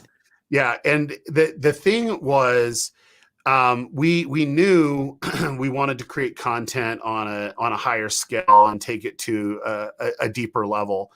And there's 2 ways to do that. You either self-fund, which, pulling, $12 million to do the project is pretty steep. You either leverage yourself with the bank, or you look for the VC money to come in. VC money is very common in these type of things, or studio money that come in and pay for things. We didn't want any of those. And we're big believers of crowdfunding and getting the crowd involved. And then we were actually the first production to go through the Securities Exchange Commission to open up an opportunity, what they call a Reg A offering. And when we brought partners Reg A or on, Series A? It's a Reg A. Okay. And so we did a Reg A offering. We could do up to 50 million. And what was interesting from that was when we brought partners on, they weren't like, it was like a Kickstarter, but they were actually getting an investment into a company. And that was tough. It was the toughest thing. And the record was held by Mystery Science Theater 3000 and Veronica Mars, and they did like 5.1 million. And what was interesting is the I'm going to show you this because we used audience development 100% to lead to really growing and going. And we were able to not only break the all-time crowdfunding record in film and television and get 19,000 people of all time. Yep. And we didn't even not just for that year, y'all. Of all time, they broke a record of all time. Everyone who wants to do it from now on, this is the gold standard. Yeah. For now, we got other stuff we'll do too. But anyway, but the point is, this was that opportunity, right? And we got the record, we blew it out. Then it was like, okay, now we got to produce the content, and so we started producing content. The strategy that we've done to build our audience was literally sharing people behind the scenes of the journey of taking it from an idea to 1 billion people. And we were able to start on Facebook. Facebook was our our main way because it's easier to share things on Facebook, believe it or not. But it's a feed driven thing. So you always have to just like, push out content. It doesn't go 500 people for you, just it's feed driven. And then stage 2 was YouTube. And we got serious on YouTube. And what was interesting was, we had the content, but what's interesting was when we, let me go here. When we started to focus in on our audience, it was like, okay, we have the audience that's growing. We have the distribution that's actually happening. And I was going to pull this up real quick. Okay, so we did our own distribution. We put it in an app, and then we also do it on and here's the website right here. Also in an app, and then it's this own experience, because our goal is to own our audience, not have YouTube or Netflix or Amazon own our audience. And so we want the data, because then it's easier to grow fan bases. It's easy to connect with them, and it's easy to go from there. And, we basically were able to create this show that anyone can watch, and they can continue to help get it funded, to create, new seasons and so on and so forth, by just being a part of the ecosystem of where we're at. People who love the content support the content. People who respect the content, respect the hustle, keep it alive. Exactly. And so that right there led to, okay, what else? What else do we need to do? Well, we started to grow on YouTube. Like when I say I know what I'm doing on YouTube, we got, we're 1.1 million subscribers on this, and it's a great strategy. We're getting, a lot of interaction, a lot of amazing content, and this is one, the content is real because my partner is the influencer for this. And so, that doesn't take away our goal at all of what we want to do. Our goal is to get it out to 1 billion people. So the last 3 years, I know a lot of you are saying, well, what's going on with Daryl? He hasn't been posting a lot. Well, I'm the CEO of that company, executive producer of that company, and that takes a lot of time. Yeah. And they're an award-winning, and it's an award-winning project, world record-breaking. It's a very disruptive thing, right? And so, like, when someone tells me they can't do it, then I'm going to say, surround yourself by other people that know that you can. And when I first met Dallas, I knew I had the skill sets to help him. And when we became partners, I knew that my knowledge of marketing and social media could help him further his voice and amplify his voice out to where it needed to be. And so that right there actually led to a circle of a content creation and doing stuff disruptive, where we did a crowdfund, reggae. And the reggae was successful. Season 2 was self-funded by opening it up and actually making it free for the world. And you're thinking, how is it free for the world? Well, I just go download it on your mobile device, just look for the shows and just go look at it. And you'll see how it's done. And you just got to be a student of, why do they do this? And why do they do that? And why is that happening? And I can guarantee you, the people at Angel Studios, Jeffrey Harmon, Neil Harmon, and the team there, they're some of the smartest people in the world. And, when we collaborate, where I'm really heavy on organic growth and they're really heavy on paid growth, it's just a marriage made in heaven.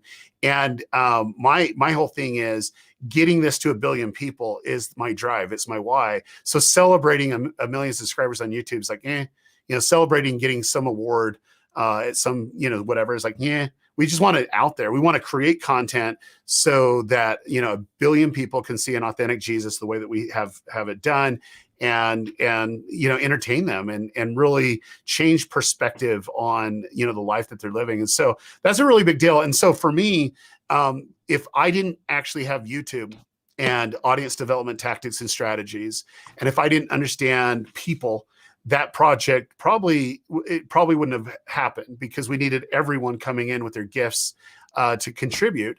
And sometimes some of you, and this is the lesson of it, you might need to partner up with someone, and that's not a bad thing. That might be a really good thing for you, and you got to look at who those people are. And I see some of those strategic partnerships, if it's done right, can really, really be powerful. Every year, our company, Creatus, we actually partner with two companies.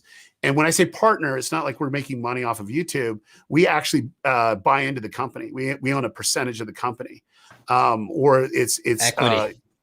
Yeah, equity or whatever. We earned equity or liquid equity.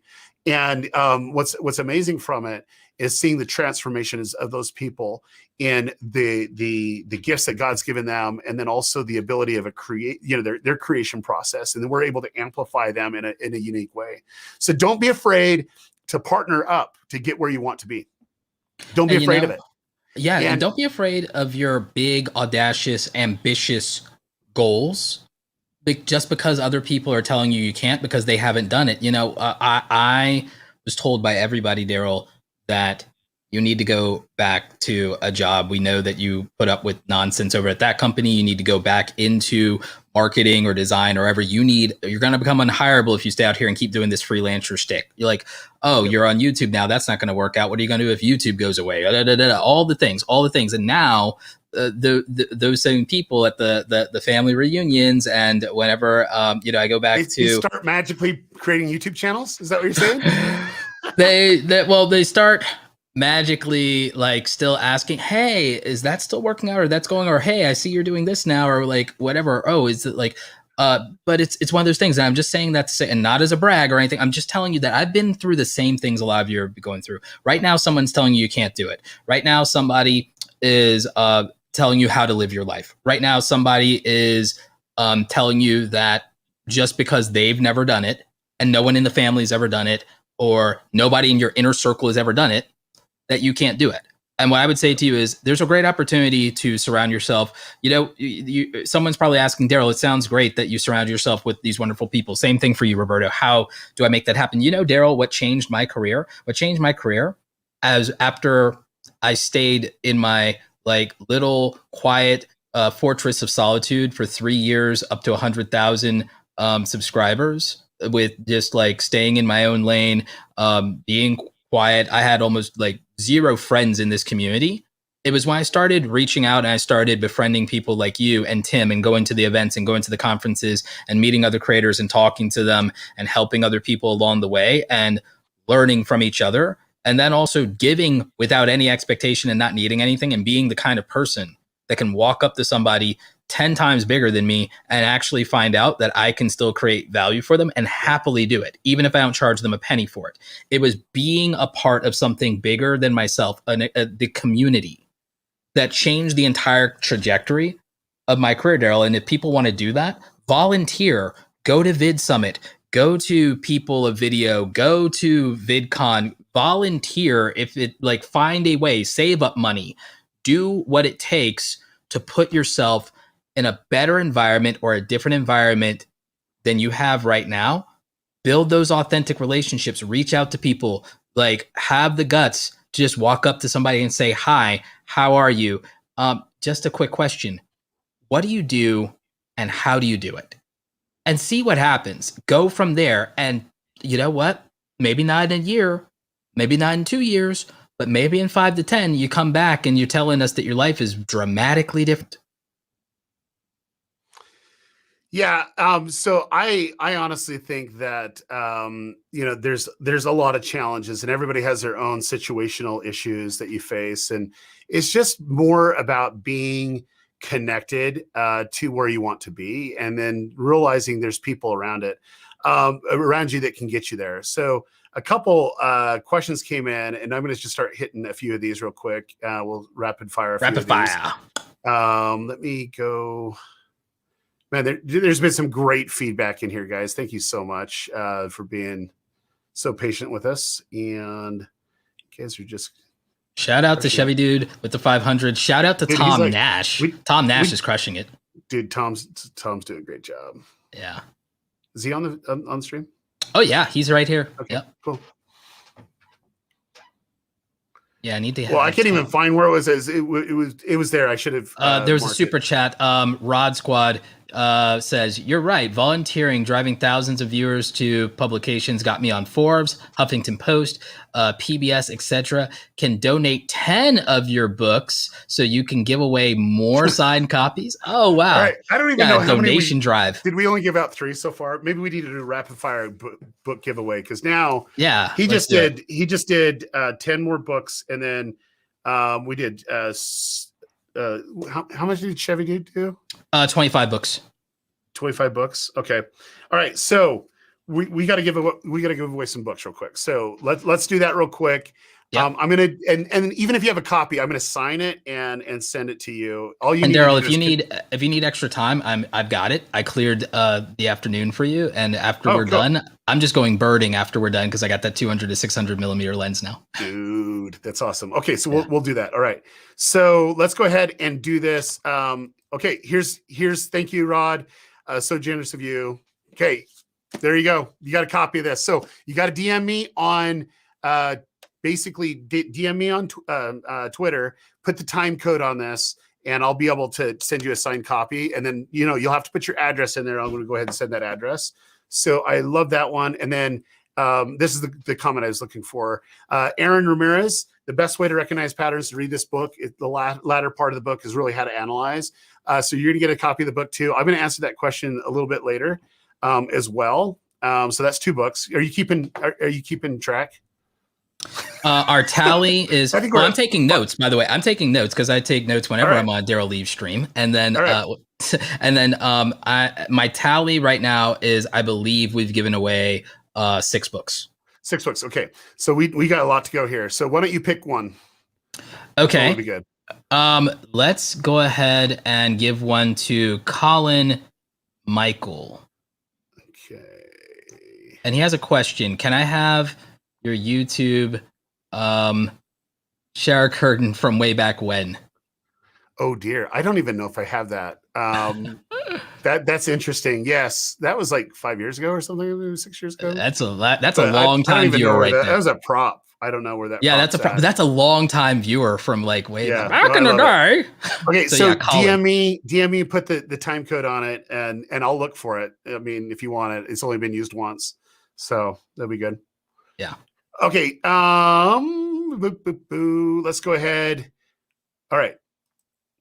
Here's one, John. John, you got a book. It's coming to your way. Make sure you DM me on Twitter.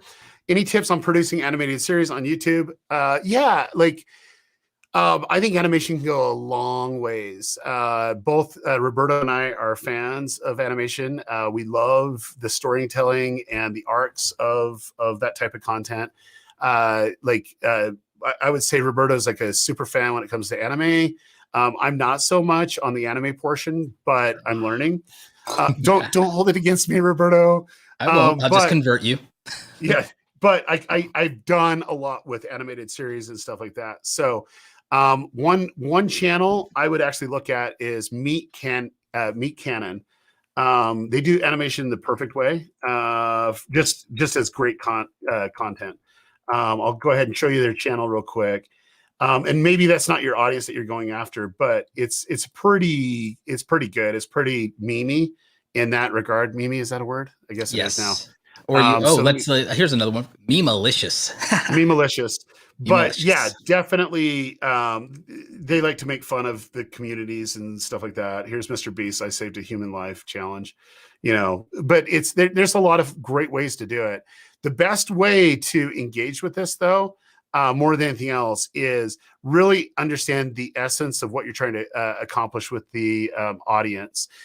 There's different audiences love different types of animation, and you can't be one that goes all out in different ways.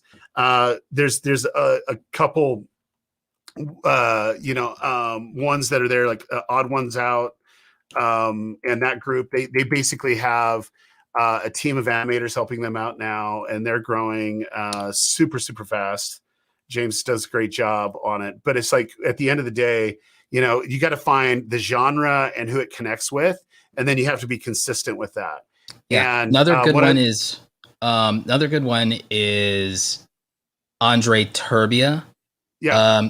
Yes, a Romanian YouTuber does fantastic work. He does internet commentary through animation, and it's amazing. And that's a good way to do something that's in the YouTube formula. Tie what you are doing to pop culture is like one Yeah. of the huge game changers. And so that's an opportunity. How I found Odd Ones Out was my son. I was actually on a plane heading to London, and my son says, "Oh, you gotta check out this video." So he just kind of went in my phone and downloaded them all, so I didn't have to kind of try to download it on the long flight to London.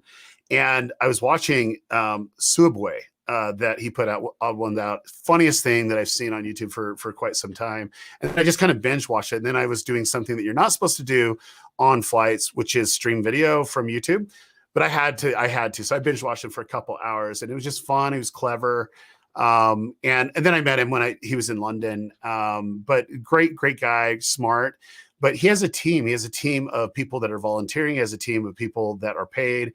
So he can produce faster, because in an animation, it takes a long time. Even if you're trying to do it on your own. And if you say, well, no, I can render it out and I have the machines and everything I need to, blah, blah, blah, blah, blah, blah, blah. That's true. But where are you lacking the quality? Is the quality in writing? As generally the case. It's not necessarily the visuals, because you can get the visuals down. I think South Park proved it, that you could have horrible visuals and still nail it if the writing's right on. And they produce an episode in like 4 days. It's crazy. So, but I don't know. What's your advice, Roberto, on this? The main thing is consider the audience first in everything that you're doing. So think about a specific audience and how you would get a stranger who has no idea who you are to get excited about clicking on something out of pure curiosity, And a lot of that comes down to the thumbnail that you pick as an animator to represent the thing. Also making the animation, like animators in YouTube learned that they don't have to make the highest quality animation in the world. It doesn't have to be the levels of Akira Toriyama or of Walter Disney to be able to be successful. They can make very digestible, very fun, entertaining content, because story beats everything else. Story beats everything else. That is probably the biggest lesson that you can look at if you're someone who's a fan of animation on YouTube, is that we get invested in the characters and the story, just like every other form of animation. The point about South Park is another example about that. And one of my favorites is a animator on YouTube, Young Don the Sauce God. Okay, so it's someone I've had the pleasure of working with once before. Great creator, and he takes stories from his childhood and he animates them in a style, and he's basically making the content that he would have watched if he was somebody on YouTube and was looking, for just something to watch for a few minutes to have a good laugh. And so I think that really just respecting the audience enough to say, would I watch this all the way through if I didn't know me, is really the answer to what you're looking for there. Yeah, absolutely. Absolutely. Here's another one. I struggle with self-discipline. I know what I want to accomplish, but need someone to whack me upside the head when I don't complete my goals.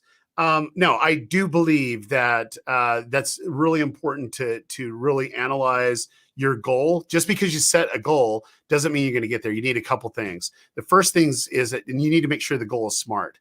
You need to make sure, and that's an acronym. We won't go into all the details from that. Just look it up. There's SMART goals. Exactly, SMART goals. And then the next thing that you actually need is an accountability person. And I would look at someone that's on YouTube in this space to be your accountability partner. Someone that you basically explain to them what you're doing and so on. But the most important thing is you need a plan, an action plan to achieve it. And that's what the accountability partner looks at. And he says, well, have you thought about this or that or whatever? That's the most important thing. And that will lead you to the goal. And sometimes when you do a SMART goal, the attainable portion of it has to be time bound and attainable. So like you have to put a date on it. And it might need to shift, and you might need to say, okay, for me to go get here at this amount of time, I need to know what I need to do here in this amount of time, because that will move me that much closer to that other goal. And you'll have to set some other goals that are stepping stones to that greater goal. But then two, the smaller goals have actions that lead you to accomplish it. And I do, there's a sense of euphoria when you achieve a goal. I get it. It just pumps me up for like 10.5 seconds. And then I'm like ready to take on the next goal. But it's like a sense of accomplishment or whatever. Some people really thrive into it. But for me, I get it, I feel it, I move on to the next thing because that's not my ultimate goal. My ultimate goal is down here. And that's just one step closer to that. So here's what we're going to do. I want you to read my book right here. We're going to give it to you. Make sure you DM me your address and so on.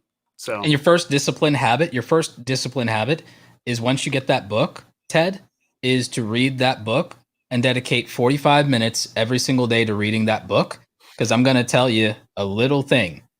Discipline and productivity is not a hack. It's a lifestyle choice. Build discipline into your daily habits and your daily routines, because he who is faithful in little will be faithful in much. And so if you can be disciplined in other aspects of your life, it will be reflected in your work. Okay, Roberto, this one's yours. Ready? Here we go. Corey Chambers, you're getting a book. DM me on Twitter. In your experience, what makes the difference between a good versus great thumbnail? Emotional impact. The thing that I think is the most important, and this is my own biggest own flaw, is sometimes going logical intelligence over emotional in terms of connecting with other human beings, because I'm a logical person, or at least I like to believe that about myself. If you really want to make an impact, you need to be able to evoke, stir, reflect, or communicate emotion. Emotion is everything. We rationalize things, we have an emotional response, and we justify it later. Lean into emotion. The difference between a video of mine getting 5,000 views versus 50,000 views is how much I can lean into either mirroring the emotion around the topic that the audience already has, or ultimately creating enough emotional tension to make them want to watch the video, or communicating the emotion I have for the subject in a way that is so infectious that you want to watch it with me. So that's why I love it. Here's the thing. You're going to get this book. You're going to go to chapter 15. You're going to go through this much content on what makes a good thumbnail. Literally, well, actually, it's a little bit more. This much content that's going to go to it. There's also a 32-minute training that corresponds. That we have a mini course in there. It's for anyone that buys the book. You're going to get that as well. So you get it. You didn't even have to buy the book. I'll sign the copy of it. Make sure you DM me on Twitter. But I can honestly say that you need to compare it against other thumbnails. And you might say you have a great thumbnail, but you got to look at it through your competition. My students, we actually developed a tool that they can actually see their thumbnail comparing other people, but it also brings in the AI and it shows the kind of the heat map of where people would actually be looking. And when you see it on a grander scale, on a bigger page, that you realize that the eyes are focusing in on a certain area, then your thumbnail is subpar compared to the other thumbnails. And that one will always stick out. It will grab their attention. It doesn't mean they're going to click on it, but it'll grab their attention enough for them to glance over at the title to engage. And so read the book because it's yours now, sign copy, and then also watch that 32-minute training for the course, and it will go in depth because there's just no way we can do that in this call. So, okay, let me do another one. We gotta give these books away, Roberto. Yeah, we do. We are at 11 books. Okay, Liz loves YouTube. Liz, we're gonna give you a book. Do what I told you everybody else to do on Twitter. Okay. Question: overcoming imposter syndrome. I'm in the mindset life, but kind of shy to share. Okay, so for me on this one, there's so many different people out there that are introverts. Okay, and I'm here to tell you, some of the biggest YouTubers on the freaking planet are introverts. And it's not that. I mean, you can share as much as you want and you're engaging, but like there are people that will connect to you. And if you're authentic, just saying, look, like I struggle with this, and I'm gonna share with you something that you don't know, Liz, and I don't even think Roberto knows, but I don't like crowds. I don't like it, and that's the kind of insane because I go to these big old conferences and all this stuff. I want you to pay very close attention when I go to a conference. I'm either on the stage or in the back. I'm very strategically placed, and I have a couple life experiences that happened to me. One in the 3rd grade where one of my classmates got kidnapped and murdered in a like a huge kind of a crowded area, and it kind of just kept with me, and I'm just kind of awkward and I don't feel comfortable in that setting, and it's still traumatic for me today. And I don't like confined spaces either, and it's just there's certain things that trigger me. When I tell people that, they're like, wait a minute, that's not who I see. And it's not that I'm doing imposter, but I made a goal to get out of that. I made a goal that I'm gonna go push through that big issue. I couldn't even speak on stage when I first started. It would just literally intimidate me. I realized that I'm actually a really good public speaker, and I get hired internationally to go speak. I am. I'm just getting ready to leave in 2 weeks. Be a keynote at this huge conference, but I'm really good at it now because I set a goal to just be comfortable with my surroundings, but that also be smart with the surroundings, because I don't want to, get triggered. And you'll notice that, and some people don't even know this about me, but there's conversations that I have, and I'll just say, hey, let's go over here and talk. It's just because I start feeling that pressure. The anxiety. Yeah, the anxiety, and I have to get out of it, but I don't want to leave them. I want to bring the conversation where I'm at. So you'll always see me answering questions out in the hall. I don't know if you've ever seen that. And the reason why, it's not because, it's too loud or whatever, but like for me, that's just easier. And it's easier for me not to worry about all those other things. And so I'm vulnerable. I knew it. This is a burden that I've been carrying for a very long time. The people that really know me know that. And we all have issues. I can tell you, the best creators out there, they have fears, they have issues that they're facing with. And you might think, oh, no, that's their persona. They can walk on water. Well, no, that's not necessarily the case. They actually struggle. I've been on shoots where some YouTubers were doing things that really scared the bejesus out of them, like in every aspect of everything. And they just didn't want to do it, and they just scrapped a couple $100,000 shoot just because they couldn't overcome something. So don't feel that way. What I want you to do is just realize, do you know what? I'm an introvert. I'm shy. That's fine. But so is literally 99.9% of all creators out there. Daryl, everyone thinks I'm an extrovert. Everyone thinks I'm an extrovert. I'm literally the same kid. We've had this conversation before too. I know. But the one thing I may not have shared with you, because I think I did share it with like Taze on Day, and I think I shared it with Boogie, is that the same thing that you like have a trigger about, like I have a massive amount of social anxiety. It just doesn't come off that way because I did the same work as you. I worked on it. I even went to therapy because I actually had I talked about this once on my channel, but I had like a really bad incident. But I also the other thing that happened as a result of that was a result of like being in a place where there was an active shooter event. And so I get triggered and have anxiety about social interactions and crowds and things, but I've learned to manage the anxiety and overcome it. And you can overcome so much. People would be surprised what you can live through. It's so don't ever feel bad about who you are.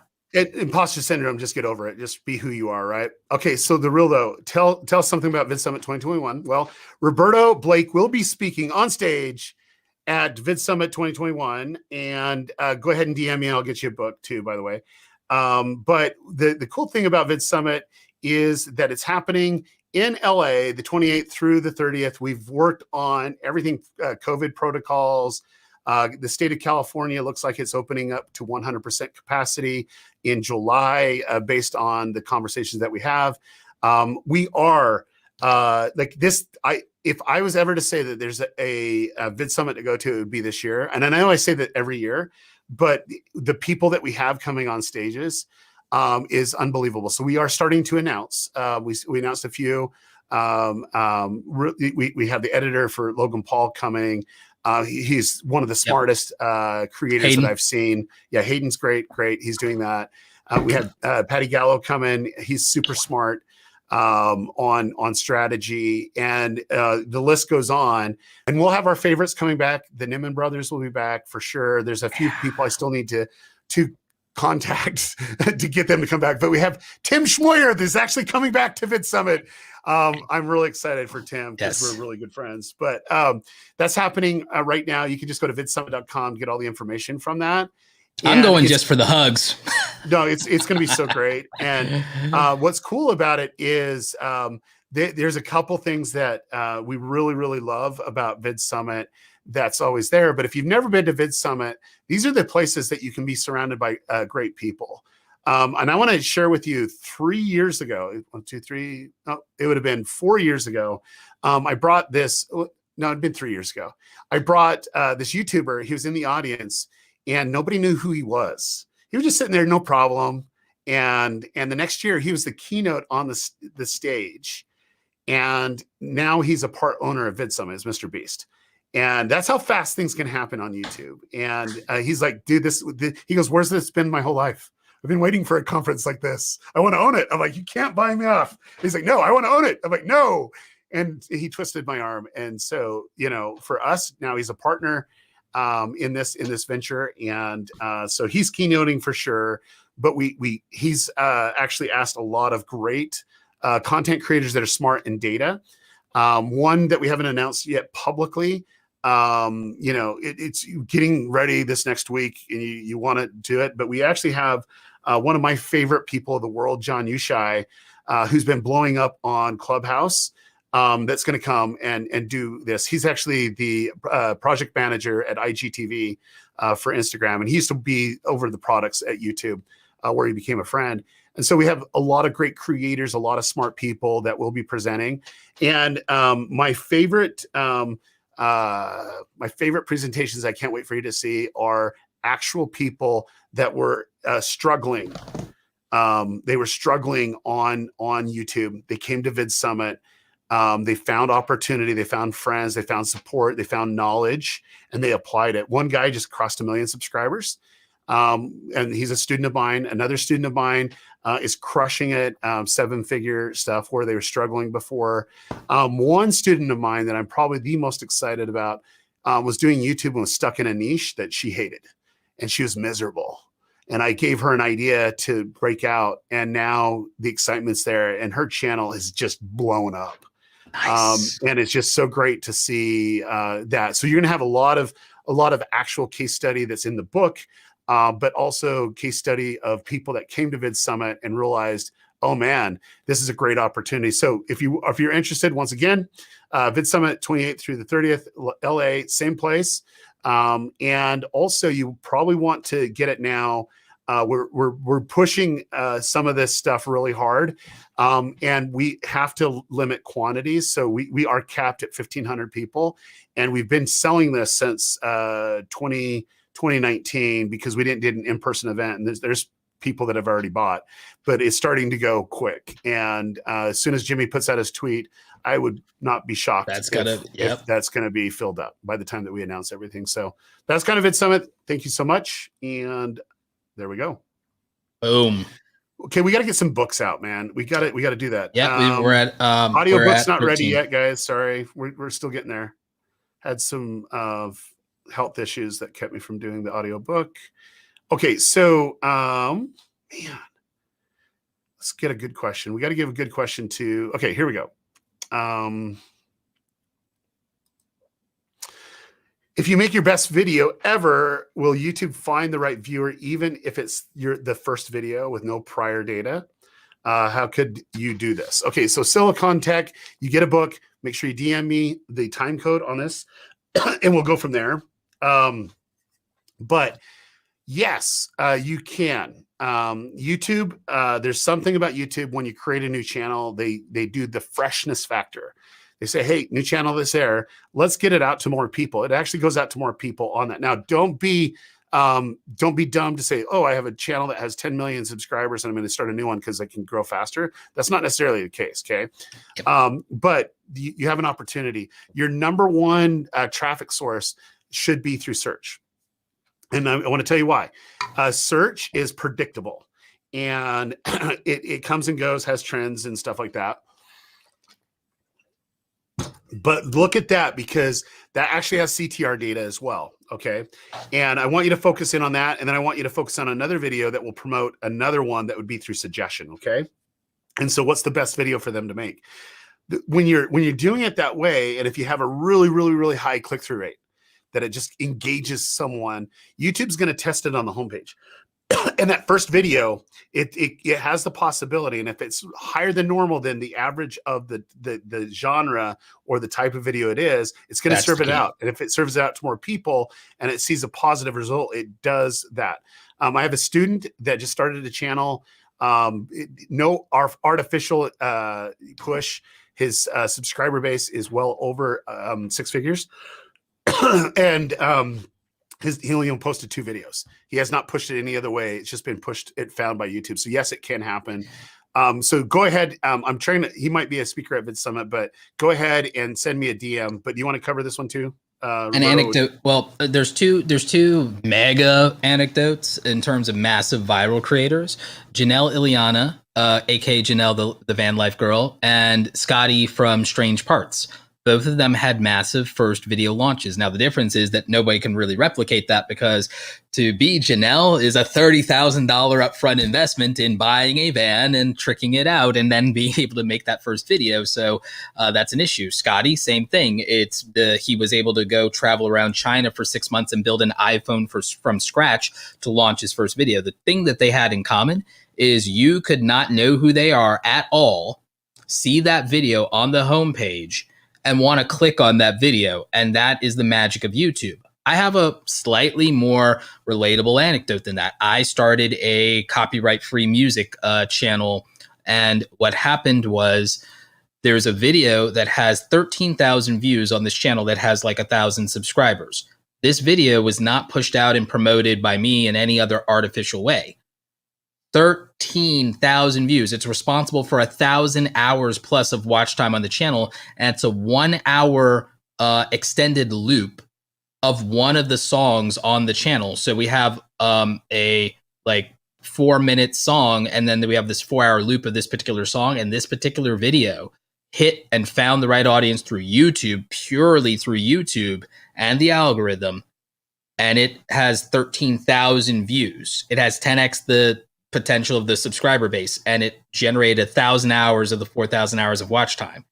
And that's just the one video. YouTube can, in fact, without any other influence, find people and find what they care about, because they're trying to find videos for viewers instead of trying to find an audience for your video. That's what it comes down to. Yeah, at the end of the day, and that's why it's so important. But I've seen channels that I personally own that it took 90 or 120 days before it got picked up to the masses. And so it really depends on audience size. But I can tell you this, and this is something that you might not realize, but when you have someone watch a video, when they go to YouTube for the next time, there's a high probability of your next video showing up on the homepage for them. Okay, high probability. And if they don't click on it, it's a pretty bad thing. And so that's what I'm saying is it needs to be attractive around what they're interested in. And it needs to be really in line with that first video of what they found you in. If you're just starting with one video, and if it's kind of relatable, it would be something that you would normally click if you're a viewer and a fan. Then that's where it can go. And so really, really powerful, question. I really like that a lot. Yeah. So it's about what you become known for is a big factor that people don't realize. It's like finding a niche is somewhat just about that itself, about who am I trying to appeal to and what am I trying to become known for? It's not as narrow as a topic focus. I think that's what people get twisted when we say the word niche. Yeah, absolutely. And I'm going to just put this one up, even though he's not really leaving a comment. Dr. Stan, I've been trying to get a hold of you, and we're just a little slow, but I want you to speak at Vid Summit, man. Can't wait to hear your presentation. So we'll be sending you information if you don't know about that. But he's been a student I've mentored, since he and I rubbed shoulders at Vid Summit, and then he joined in that first group, which is great. So Daryl, where's the 3D printer where you're like manufacturing all these gold play buttons? Where's the 3D printer at, Daryl? No. It's YouTube does all that stuff for me. We don't even have to worry about that. I don't waste time doing it. I'd rather create content, right? But yeah, Dr. Sten is crushing it. And what I love about it is when people tell me that you can't do it in a vertical, and everything that they say about YouTube, you got to do short videos because that's what people want. What I love about him is he knows where he brings value, and he's really good at bringing value to the viewer. And when I looked at his data, and this is when I think he only had like 100,000 subscribers or even less than that. He's like, way, this is great. But I'm like, whoa, there's an anomaly here that a lot of people, you had a high, average view per viewer, and people were coming back, had active viewers coming back. It's one of the highest that I've seen. And it's that loyalty factor. And I'm like, dude, you're about to blow up. You just need to get some content strategy on it. And, we've been working a lot together, but he's super smart, him and Pam. They did it on their own. They just literally, they've done it on their own. But they were wise to seek advice and feedback and surround themselves by people that are helping them push to it. So I can't wait to see his presentation for sure. So, man, people keep on giving books here. John just did. Here's 8 more books. I think the team is going to have to go back and. We're going to be here forever giving away books. Okay, but I'll tell you what, we'll keep the total, and we'll figure out how to get rid of all these signed copies of the book. But thank you so much. Like, did we just add quite a few? I think we have to give away 35 books right now, and we've given away 15, so it's 20 more. Do you know what's happening though? Look at this. Renee just gave more books. Oh my gosh. Okay, keep on going. I literally. Yeah, 100%. I will send out every book. We'll figure out. It will be signed copies of the book. We'll just probably go back through the chat log. I should make like a Mr. Beast type videos. I signed 17,482 books in 24 hours, whatever. But yeah, no, I love it. I'll watch it. No, this is great. But thank you so much for being a strong supporter. You two, Renee, like big fan, like I said before. Yes. Been hearing you for years. Okay, so here's a question, Aaron. You just tweet me time code. We'll get you a book. What advise someone to delete their old videos that didn't perform well with from their channel? So would you delete bad videos that didn't? No, because you can't. Well? No, you can't judge that. You know why? My video that has the most views, 1.4 million views, it got 95% of them 6 months after I uploaded it. First day, it got 3,000 views. You would have thought it was a flop. This is why I tell people, do not judge me or anybody on the views that something has in the first week, first day, even the first month. Because what happened was other people started making that content. I had a better thumbnail than them. I was optimized. And so that video that was a search video became a suggested video and then got 95% of its 1 million views because of suggested after the fact, while still ranking #1 for the thing. So it was, do not be too hasty and judge a video too harshly, because just because it's not performing now doesn't mean it can't perform later. And although also you could always tweak the packaging, because YouTube's still giving it impressions, whether you believe it or not. Go into your analytics. If YouTube is still getting a video impressions, it means that there are people still being served. They're just not choosing to click on it. You could change that by making a subtle change to a title or a thumbnail. Here's my thoughts on the issue. I'm really focused in on the viewer, right? And if there's a video that is bringing in the wrong type of viewer from my perspective, I 100% would delete it.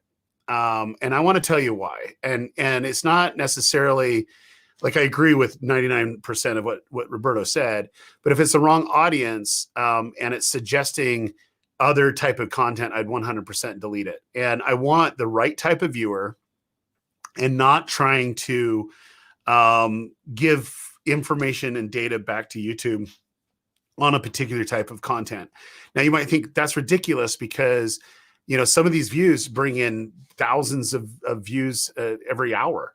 Like why in the world would you do that? Because is it the vanity metrics on getting subscribers and views, or is it to find exactly who you're trying to get? And there's always these really weird anomaly type videos that just take off, and you got a choice. You either leverage that growth and change your path, or you delete the freaking video.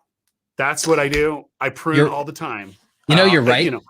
You're right. I actually remember now that I privated almost 1 million views because I, in the very early days of my YouTube channel, there were some, I would do like education stuff on the weekdays, and then on the weekends I would do some other stuff with my audience for fun, or I would even review like movies that I would like or TV shows or something like that. So like I privated all of that content for exactly the same reason that you said, and I privated like 1 million views worth of videos and when for you exactly private, the reason. just in layman's terms, YouTube views that as non-data.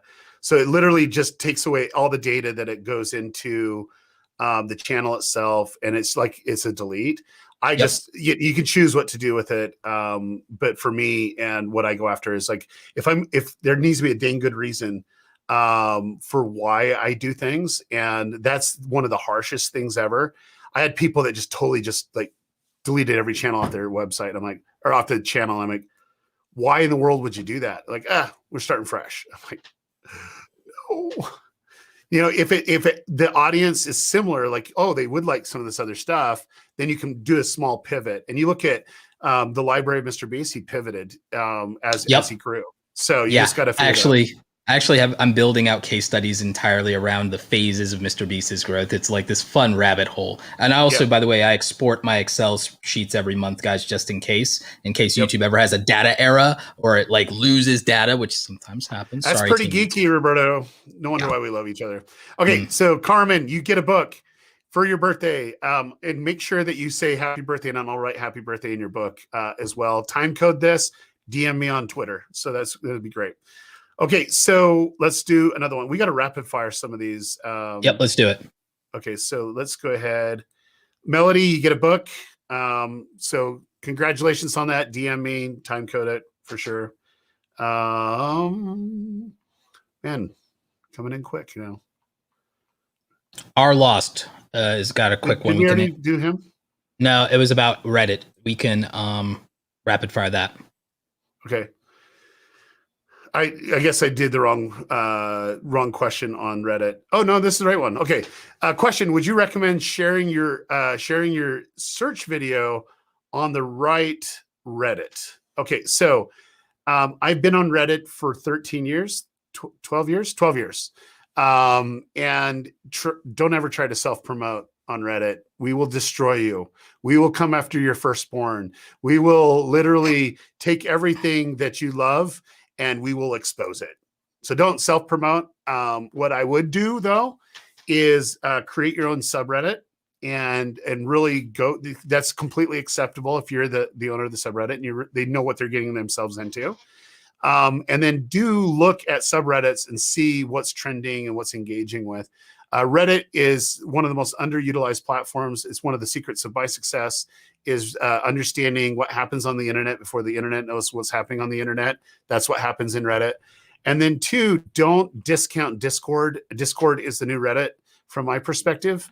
And it's more impactful, and there is ways to leverage that as well. So I'd make the subreddit that you're making about the niche instead of about you. So instead of it being the Our Lost subreddit, I would make it about whatever the genre of thing you're doing is to attract the community, because that's also how you're going to get the big heavy hitters in Reddit that have all the clout, and then they will be willing possibly to share those things as they become fans of you and what you're doing and what you facilitate.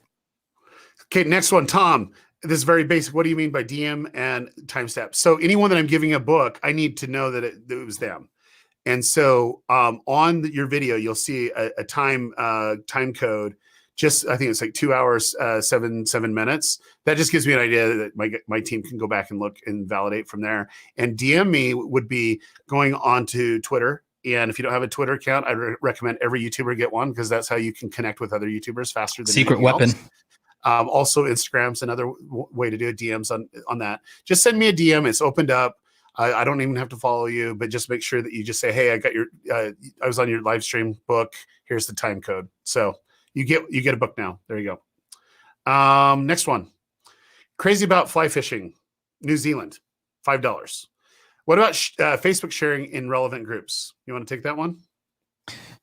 Same rules as Reddit apply here, ladies and gentlemen. Self-promotion, and I know, but self-promotion through organic platforms where you post is one thing. Invading other people's space to self-promote is another thing entirely. And ultimately, as troublesome as it might sound, the best place to grow on YouTube is within YouTube itself. It may feel slow and painful, but if you are going to do anything, do it while respecting the space that you're in, do it authentically, and do it in such a way that it's not about you and it's about the value that's being created. And don't just lie to yourself and tell yourself you're being altruistic. Actually be altruistic. That's I love that. That's my answer. And you get a copy of the book. You know what to do. All right, there we go. 20 books, Daryl. We knocked out 20 books. I don't know if we're going to get through all of it, but I will 100% make sure that every book that was given in a super chat will go out to someone in need. There we go. Let's go ahead and do this one because this person had a few super chats. Had 2 super chats earlier. Okay, we'll get you, Jimmy. Is it worth it in the long run to buy or rent gear to do reviews? Okay, so it's a camera channel, photographer. Yeah, either a photographer or a tech channel. Yep. So yes, answer is yes. Check across the prices. I already have, and I can tell you they're all comparable, even with insurance. And just make sure you're building an ROI revenue model into it beyond the views in terms of potential affiliate. By the way, the rental program, some of them have affiliate too, so you can definitely make ROI on this. So that's what I would say about it. But also make sure if you're going to do it that way, then you're building content, as much content around the rental as you can, and build content for buyers if the strategy is affiliate revenue. Yeah. And then 2, I've given this advice before on Clubhouse, but if you live in an area that there's a store that they do rent or they're distributors or they're wholesalers, you could work it where they pay for that, and you just give them a quick shout out that making it possible that you can do the gear. Then they can do all the heavy lifting and getting you all the stuff, because sometimes they actually get stuff far beyond or far before anyone else. And so that's an easy way. And then you might be able to beat bigger channels on embargo with that kind of relationship. Exactly. And that right there is a gift that keeps on giving, but it just depends where you live for sure. Yeah, great example. Frono's photo and his relationship with Alan's camera, local to Philadelphia. Yep. So yeah. Okay. We're not reviewing channels. We're not reviewing channels right now. This reviving. Reviving. No, he's actually. Would you try reviving a dead 50,000 1-year-old that averages 600 to 1,000 views now? So I view that per day, or better restart from scratch. The question would be, I'm looking at, it looks like Halo and also Fortnite. Looks like I don't know what type of content that you do, Chug Mobile. If it's gaming. One thing I love about 50,000 subscribers is when you upload a video, YouTube's going to go to a portion of those new people, okay, of those old people. And if they respond well, then you're getting more views out of the gate. Now, if it's a totally different genre and those 1,000 views are non-related to what you're doing, I would consider, would people that are watching the older videos would be interested in your new videos? And you might want to test 2 videos on it and see if it responds well. And it will respond well if it didn't. Then you could, if it didn't, delete them off the channel, put them on your new channel and start it. Because maybe you can go from there. But 9 times out of 10, I keep the channel that I have if it's somewhat super close. So with gaming, the good news is there's always a new game, and there's always the culture of gaming as the overarching value there. So the thing is, gamers overlap. So that's the good news. Yeah. Network Chuck, send you a book. It's coming your way. I actually do one-on-ones. You can find it on my website, darylleaves.com. You can find it below here. And I'm really, really slammed. It might take a month or 2 to get me, but just go for it. It might happen sooner than later, but it will be in July before it happens. But you have to kind of get in line to do that for sure. Daryl's got a waiting list. Oh my gosh, it's so bad. But anyway, it's good. It's good. Yeah. It's good. All right. But you get a book though. There we go. You get a book. You get a book. You get a book. What is Mr. Beast's niche and audience age, and has it changed since 2017? Okay, so look, his niche is Being Mr. Beast. Doing spectacular events. Okay, it's doing something that is generous, unique in the way.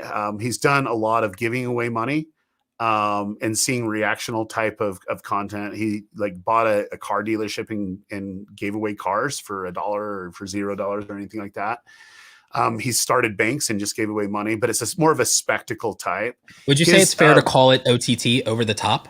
Yeah, over the top. Yeah, for sure. And then his audience is pretty vast. I would say, the bulk of them is 13 to 45-year-olds. And I know that 45-year-olds, they're starting to discover him now, and they're like, dude, this is pretty great content. And so it's more around that, but the most of it is Gen Z or millennial. And I'm 37 next week and I watch it. I'm 37 next week and I would still watch it if I wasn't a YouTuber. I would still watch his content. You just wait. Like there's a couple videos coming out. I'm going to make my mom a Mr. Beast stan. I'm not even joking. I'm going to make my mom into a Mr. Beast stan. Yeah, you get a book, go over to Twitter, DM me, and you know what to do. Okay. Let's do Sir Screams a Lot. Let's see here. Question. I have a video that has more watch time, but is not recommended by YouTube at all. And I have less views on it than any other one of my videos. Why? Okay. So first off, you got to see where those watch time minutes are coming in from. It could be external. It could be that it's a direct link or it's embed somewhere. And I'm here to tell you, just from YouTube's perspective, if you're getting it viewed on a website that people are watching it, YouTube views it a little bit differently. If it's a direct link that's going to a direct play, YouTube views it a little bit differently. Okay. And so I would just see which traffic source that it is, and then see what your average, traffic source is for the percentages, and then look at your higher performers, and you'll be able to see very quickly, what's going on here, because YouTube's never going to recommend something that could be gamified in the sense of, hey, there's bots out there. There's something that is the unknown. There's apps that play the video over and over and over again to get the engagement and views. And YouTube says, okay, that's great, but we're not recommending it to anybody, and we'll validate it. And we might delete your channel because you broke terms of service. But yeah, you get a book. There we go. Okay. Look, I wish 100%. I got to answer this one. Okay. Tim's like, getting a book would be awesome, but still waiting for the original one ordered. Tim, please send me your DM. Like DM me your contact information and your receipt on it. We do a lot better job at getting the books out there. And some of it was country based.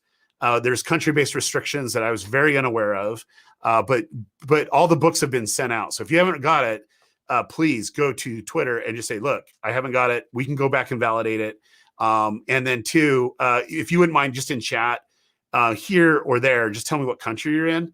It looks like New Zealand. And we did send everything out through Australia that should have hit New Zealand on it. And so we'll double check that for sure. And just because you actually did this, you'd say, this would be awesome. I'll make sure that we send you another copy, even though the shipping's going to be like through the roof to get to you. I'll definitely do that as well. Okay. Sweet. Okay. So I know we have quite a few books to give out. I got some other things I need to do. We've got through meeting. 25 of the 35, if I'm not mistaken. Oh, okay. That's great. But I definitely want to just bring one person on just in the last part. So go on Twitter, just tag us that you want to come on. I can send you a link and you can come on. There's only two things. You just need to make sure you have a camera and some audio, and we can make that happen very, very quickly. I wanted to do this because this is like what I love to do. I don't like to read questions and talks. I like to have conversations. And sometimes, like Roberto and I have had the same conversation probably 100 times, So the variable that if we can bring someone in, you can get some really good advice. So what you got to do is I'm pulling up Twitter right now. Tag me, say you can come on. I will DM you a link. So you have to be looking at your DMs for sure. But tag me.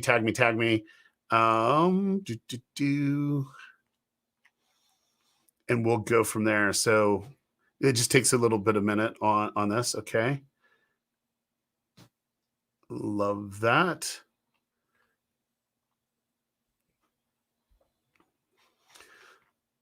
So, okay.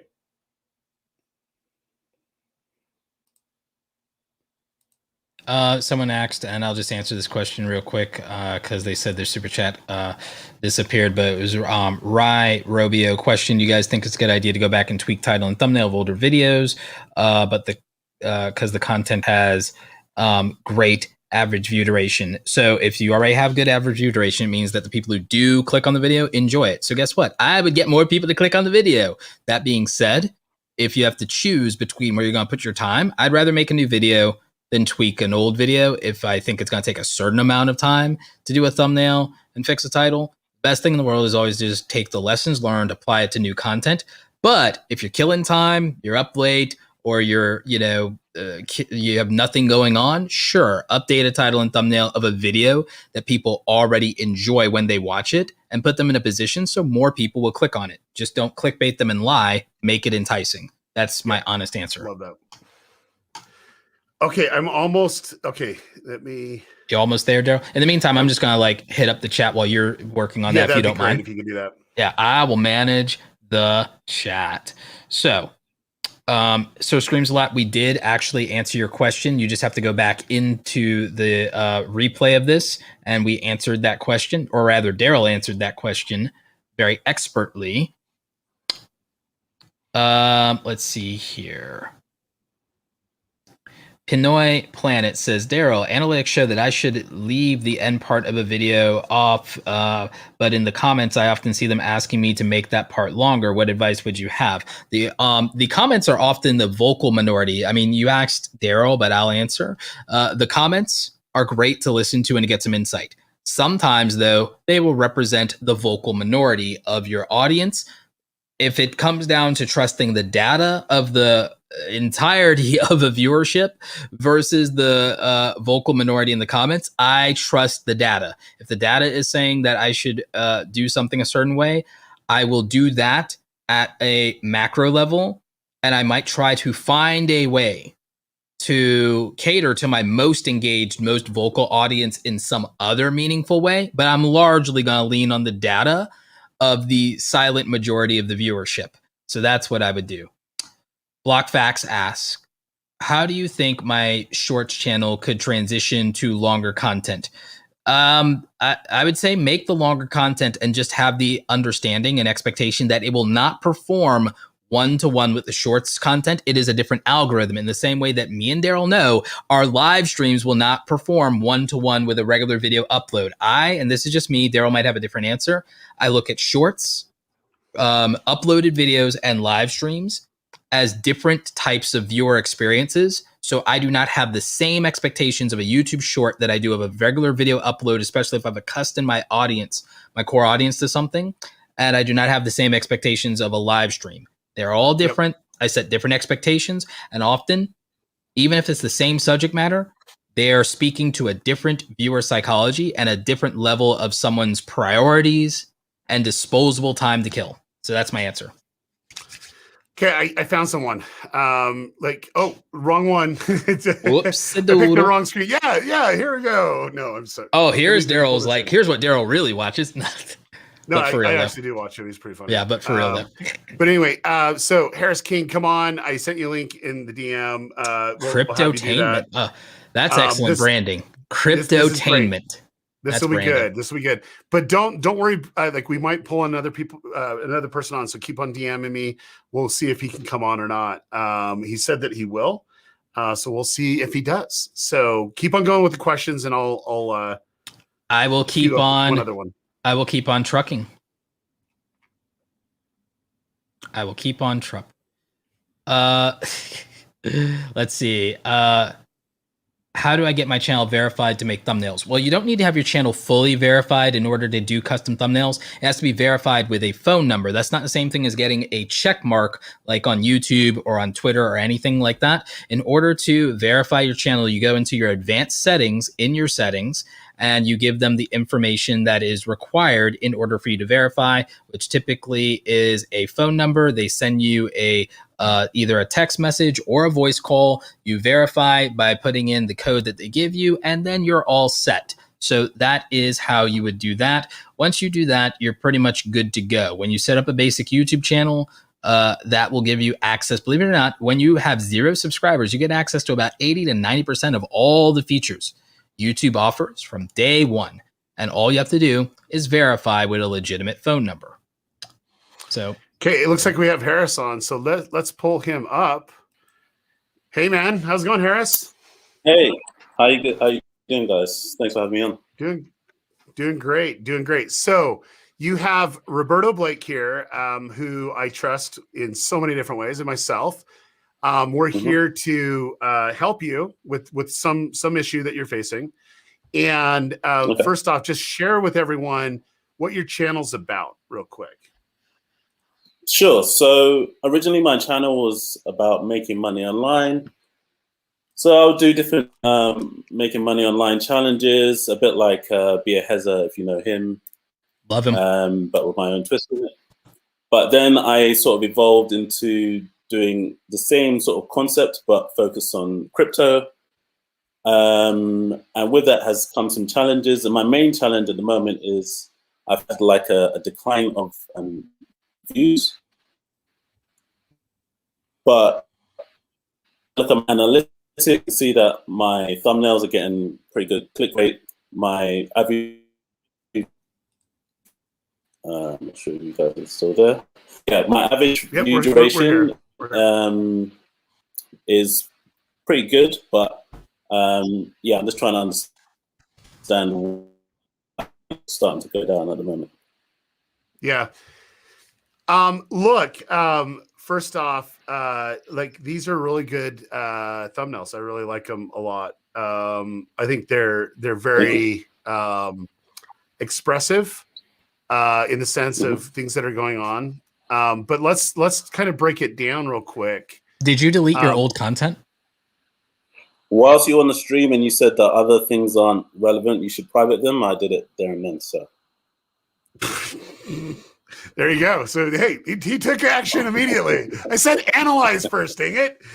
Analyze first, data first. No, but just to take action. You got to just see. But anyway, okay, there you go. But because I was immediately wondering, I was like, wait a minute.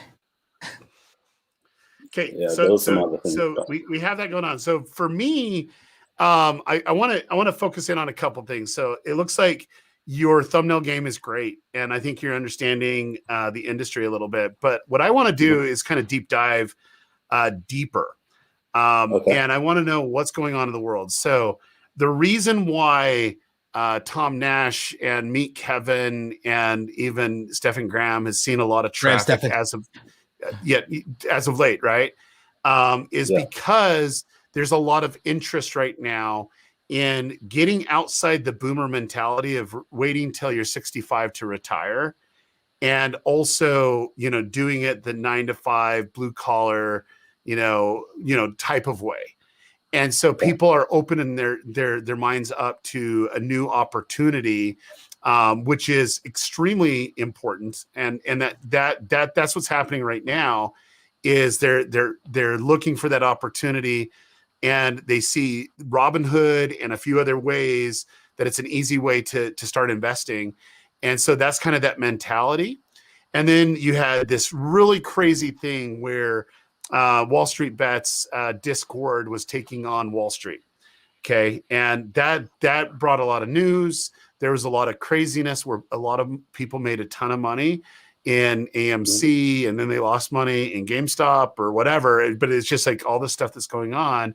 And then that started to phase into meme coins and that meme coin mania that was happening. And it went very, very solid until some news hit and some statements were made by some influencers that it started to see a kind of the crypto winner. And I've been on crypto for so long, I've seen this happen over and over and over again. And my thing is that you have to understand the viewer and the viewer's journey. So you're going to have ebbs and flows all the time. Right now, they're not as interested because they're not, they hear these crazy stories of someone putting their life savings and becoming a millionaire, in some meme coin, right? But there's still interest for the people that are educated and elevated in it. And then two, people that are entering the space is less because it's down. Once it starts to go up, then they're going to start be looking for that content. And I look at your channel, and I'm specifically looking at the channel in that regard. And you had some stuff for beginners, right? Like that, hey, I tried this, what happened, and so on and so forth. And so it's not that the strategy is bad. I would probably be curious on your retention rate of it, because I'll bet your click-through rate's a little bit higher, but maybe your retention rate's down. Then that's where I'd start focusing on, is how to improve your retention. Because I do know this for a certainty on these types of channels, because I've consulted for a lot of these channels, that it's really, really important to get the first third of the video that you're having minimal drop off. Okay. And then you can have the slow burn after that. But realistically, the people are going, it's almost like how gaming viewers love to watch gaming, that they'll watch Dream for 34 minutes or an hour 20, just because of the value that he's bringing to them. And in crypto, it's the same way. People want to know everything, little details, and they're looking for that nugget, even from people that realize, hey, I'm just doing it to start out, and you can learn from my mistakes. And that's a very powerful way too. Does that make sense? Yeah. Roberto, what do you say? So Harris, first of all, I love the concept and I love the channel. I have some ideas and thoughts for you, but I want to ask you this. Have you ever read a book called Primal Branding? No. Oh, you need to go and buy the book Primal Branding, my friend. Primal Branding is the influencer's Bible. There's a concept in the Primal Branding that talks about heretics, and the opposite of a heretic within a religion, within a culture, within a community is also, well, who are the heroes? So I want you to think about who the angels and demons of the crypto community are. And I want you to also think about the journey through Dante's Inferno, through perdition, purgatory, then paradise, right? So let's think about this. Crypto's going through that right now. Right now, it's in perdition. It's burning. It's burning down right now. So, think about it. People who may not know you or may not be super into crypto could click a video where you literally are like, Elon Musk must be stopped. I would click on that. I would click on that. Okay, going after Elon Musk versus Anonymous, and just commentary on that thing that's happening, because even people who are not super into crypto, they know who Elon Musk is, they know about Anonymous, and then commentating on this basically crypto war, and whether it's legitimate or not, whether you have criticisms or not, you might not even have your own opinions on it. You might literally just commentate on other people's opinions even. Or so right now, Elon Musk could be an angel or a demon to the crypto community on any given day, on any given tweet. So that is something that people might click on. Is Twitter ruining crypto? That could be a headline, because people might have their feelings about Twitter hyping up in the pump and dump scams or things of that nature. Then who's a hero of the crypto community? Is there a way to cover that? Somebody that's in a positive life that's winning? Or is there a primary example? Wall Street bets. People are looking at the Wall Street bets people as heroes right now. So you could literally even do a series reacting to Wall Street bets and what the latest is, and come up with a clever headline, because whether you're super into it or not, Wall Street bets has been mainstreamed. In the book, in the YouTube formula, there is something to be said for the tactic of taking what's popular and relevant in the culture right now. So who are the news headlines writing about, and how did they frame them? Maybe you give the opposite opinion. Maybe you become the contrarian on that one headline, and that gets attention, because you know what? They did your homework for you. They didn't sit there and publish that thing without thinking that they'd get attention. So you could go the opposite view of them, or you could even react to their commentary, and be, maybe the answer to that is to poke the bear a little. I don't know, but I think it's worth exploring this idea of saying, here is what already has attention. Here is how I'm now going to add my opinions or interject or speak to the opinions that aren't being heard by people that want to be heard. And now here is how I'm going to maybe have a contrarian view, or here's how I'm going to siphon from the attention that already exists. So that is what my thought is. Daryl, what do you think of this strategy that I'm putting forward? What are your thoughts? No, it is. And I like when I really start breaking down with either the students that I mentor or whatever, or clients, I kind of really try to understand what is storytelling. Because storytelling can be done in every vertical, even if it's like how-to educational videos, there's a storytelling element that can be done. And I'm a firm believer of primal branding. In fact, in my book, I gave some other, like there's a whole section on here where I covered what primal branding covers. And I think you need to buy the book because it's better than my chapter. But I gave a couple other additional things that I look at that weren't necessarily covered in his social code or primal branding. And it's just something that I connect with. And so, yes, I do agree with that. The thing that I look at is what's in it for the viewer. And that's the storytelling. So if your content is, I tried investing 100,000 in Bitcoin for a week, $1,000 of Bitcoin for the week. Okay, well, what's in it for the viewer? What do you learn from that? Well, how did you do that? So how did you get the ability to do Bitcoin? What did it look like, and what did it translate, and what did it end with? And so that ending moment could be either it was deficient or you increased it by X amount, right? And then two is what to do next. So from the viewer's journey is they're going to see how to do all those things naturally of that $1,000 investment and the outcome in a negative or positive thing. And if you only show positive things, then get out of doing stuff about crypto, because there's a lot of negative things just as much as positive. But what I would do next would be, knowing that the people that were interested in that is, okay, now that we had an increase, because, it's been on the rise for a little bit of if you did it, let's see, that was 10 months ago. Well, of course, there was like a ton of increase. It's like the next logical video is what I did next. Like how I invested the money that I made in Bitcoin, or did I keep it? 5 mistakes of selling your Bitcoin. That I 100% would have made that video off of that. 5 big mistakes that you make selling your Bitcoin. People would have clicked on it, and that would have been a natural area of viewership. So it's all about the viewer's intention. I mean, you got quite a few views on it. The only difference is getting them to watch consistently your content. And it's a little sporadic. There's been a lot of things. He brought up Elon Musk. That's one of the things I would have done. Did Elon just kill crypto?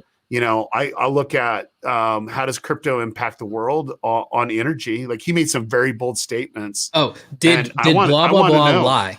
Did blank lie about crypto and the energy crisis? Yeah, that right there is that true? Right, I'm interested in that. That would have been a 1.5 to 10 million viewed video right there, because everyone's saying yes, he lied, and the people that followed Elon off to the to Mars are saying no, he would never lie to you. And the whole thing is it true? Well, the whole video is to discover if it's true or not. And so those are the types of things that keep on giving, and you're not necessarily providing that. I went off. I don't know if you noticed this when I kind of went off. I watched a video. I knew that's what you were doing. Just because I had to see what was going on. And like you can learn from your analytics, and you can see when people drop off. And there was a couple things that I noticed in the video that you didn't stay on topic at times. And it kind of took me out of what's going on. So it's like, no, the value is here is I'm going to do this. And the value for the viewer is going to be this, this, this, and this. That's your video. Okay. And also what they should make next should be your next video. Because then that way they're watching more than one video. Harris, do you script or outline your videos at all? Or do you just pick a topic and then go in? So earlier on with some of my older content, I would have a vague outline, but nothing scripted. And then as I progressed, I've done more and more scripting. I'd consider absolutely. having an outline based on what Daryl said about the impact to the audience. So, all right, here's what's the attention grabber. I'd script my hook. Yeah. I'd refine and script my hook at the beginning of the video, but then I'd refine the rest if you don't want to be scripted. If you want to feel that you're more loose, more authentic, you have room to keep you from rambling, because I'm bad at this myself.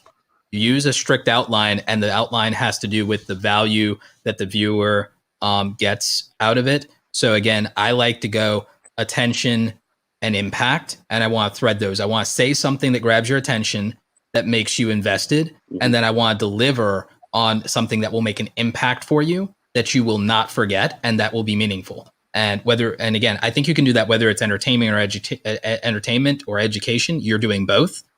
Daryl, I'd love your feedback on that. Yeah, no, like I like to see people and what they react to. So when I do recon and research, I'm like, what are the common questions that people are having? And I would start writing those down. And this is where 100% that you need to do exactly what Roberto said, because those should be your bullet points. Because when you speak and people like, man, he just knows exactly what I'm thinking. Right. That's something that you're anticipating that value. And so 100% I would do exactly what Roberto said, and then really look at the impact. Now, I don't like to be confined to word for word. I like bullet points, but bullet points are the best for me. But you might be one that likes word for word. And so maybe your thing is more about getting the rhythm down and writing it out, and then having a teleprompter, but doing it in a way doesn't feel like you're reading from a teleprompter. And you can do it in segments too. So you can, like, here's the segment, and then you can edit, and you can kind of cut it up so it doesn't feel like you're reading from a teleprompter. But there's a lot of great channels out there. One of my favorite channels of all time, like literally, it's called Windover Productions. And like, let me just show it to you. It's like this and Cold Fusion is probably the only ones I watch for entertainment and watch as a fan. But look at the videos here, and you can see that. And let me just pull it up here real quick, and we can all see it right here. But and this is not where I'm at. I actually have multiple YouTube channels, but I watched it again on this one because I have one that I consume on that's not colluded with other stuff. Yep. But why there are now so many shortages?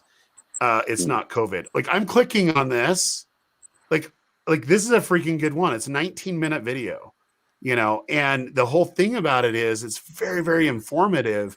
And I can tell you that they put their energy, time into the production of this, but you're never going to see someone coming on the camera. It's an essay-driven type of content. And so the more that you speak to it, the reason why I'm a fan of this is because it's teaching me something that I didn't know. And I want to know a lot. I'm a learner. I'm an active learner. And it's like this video right here. And I can tell you, made me a lot of money. Insane logistics of shutting down the cruise. Okay.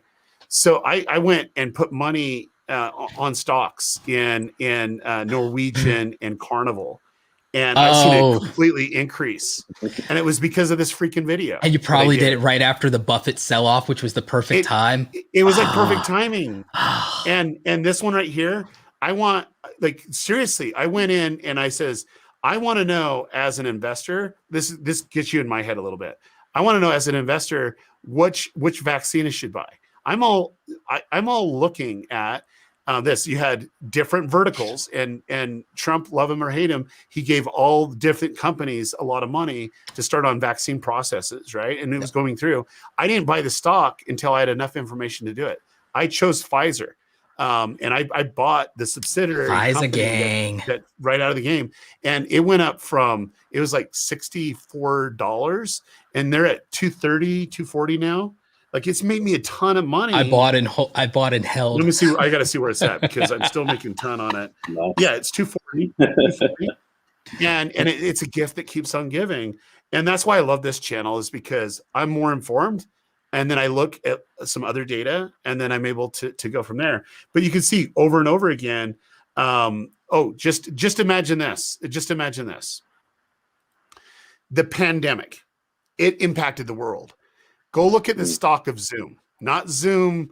There's a couple Zoom companies. Make sure it's Zoom that people are using. Yeah. Go look at those types of stocks. Yes. And if you could have anticipated that, everybody looks at other stuff as an investor. And that's why I love this type of stuff. It's like, here's the truth of it. And you can see all these opportunities here, you know, and that's when you found your audience. Like Wendover Productions looking for a very informed viewer that loves data. They love history. They love knowing the unknown. And that's what the value that I get from watching that. Now, my question back to you is, don't copy Wendover Productions, but go watch them and take it through the lens of, why are they so good? You know, why are they getting millions of videos? And then apply it to you and say, okay, they're super informed and they take it from this angle, this angle, this angle. Well, they know the type of viewer. Well, for you, who's your viewer? What angle should you do it? And that's where you follow Roberto's explanation of doing bullet points.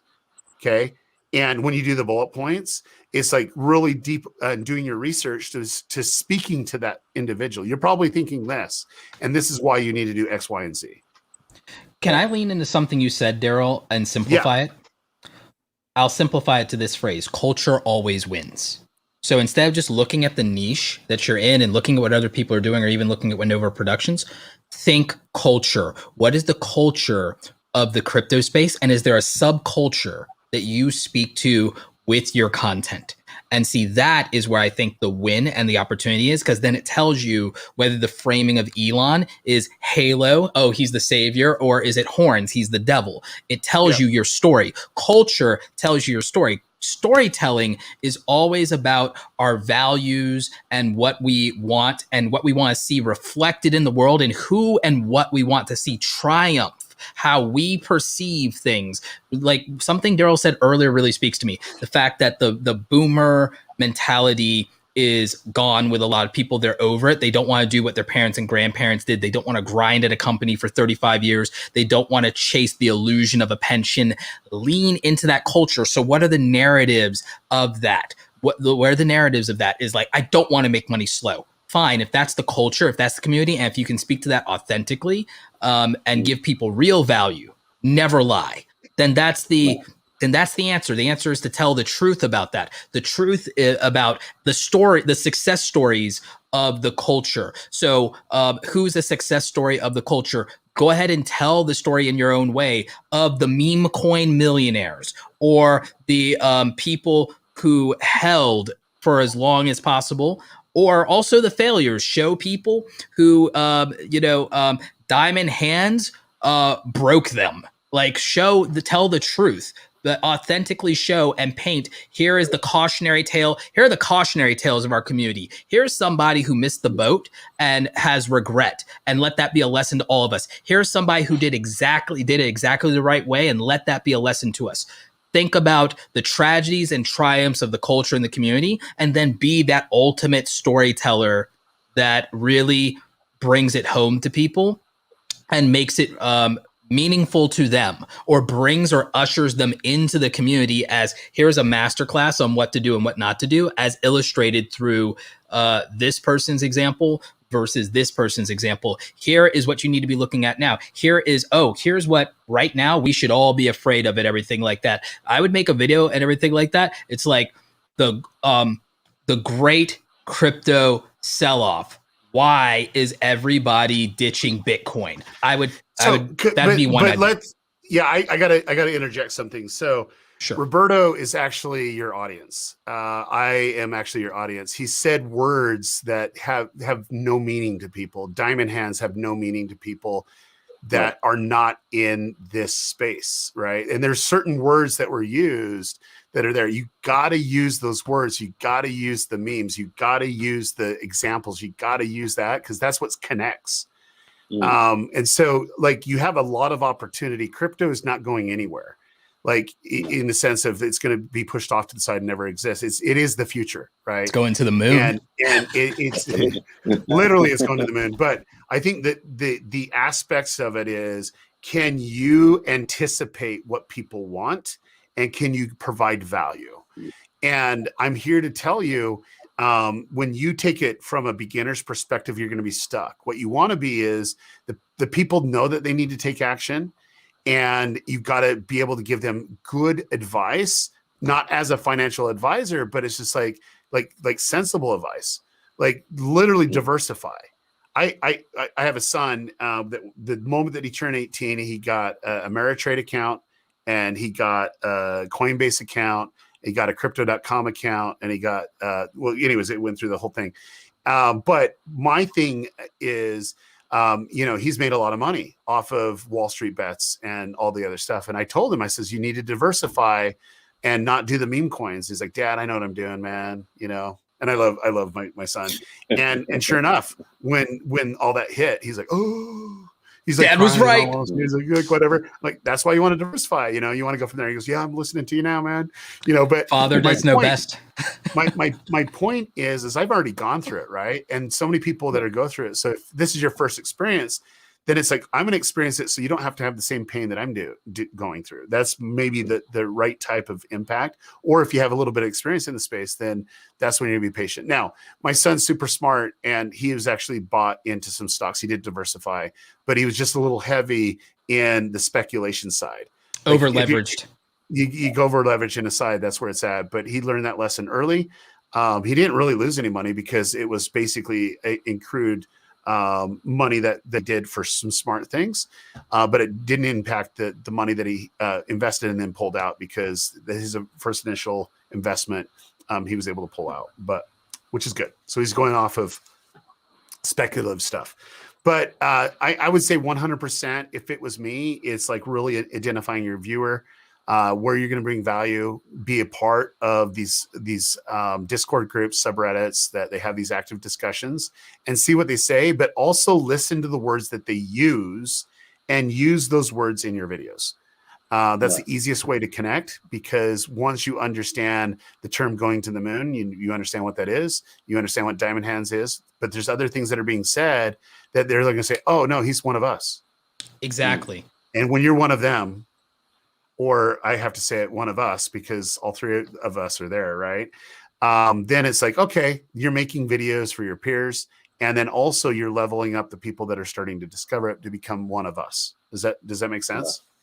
Yeah, makes a lot of sense. Okay, so I'll give you, Harris, one last follow-up question for both of us. Like, what can we help you with? Okay, so obviously that was a lot of valuable information. So first and foremost, thank you. The follow-up question I would say is, at the moment, my focus is the entertainment side of things. So I don't know, investing in something and seeing how it performs, or starting from zero and trying to make that into like a few thousand.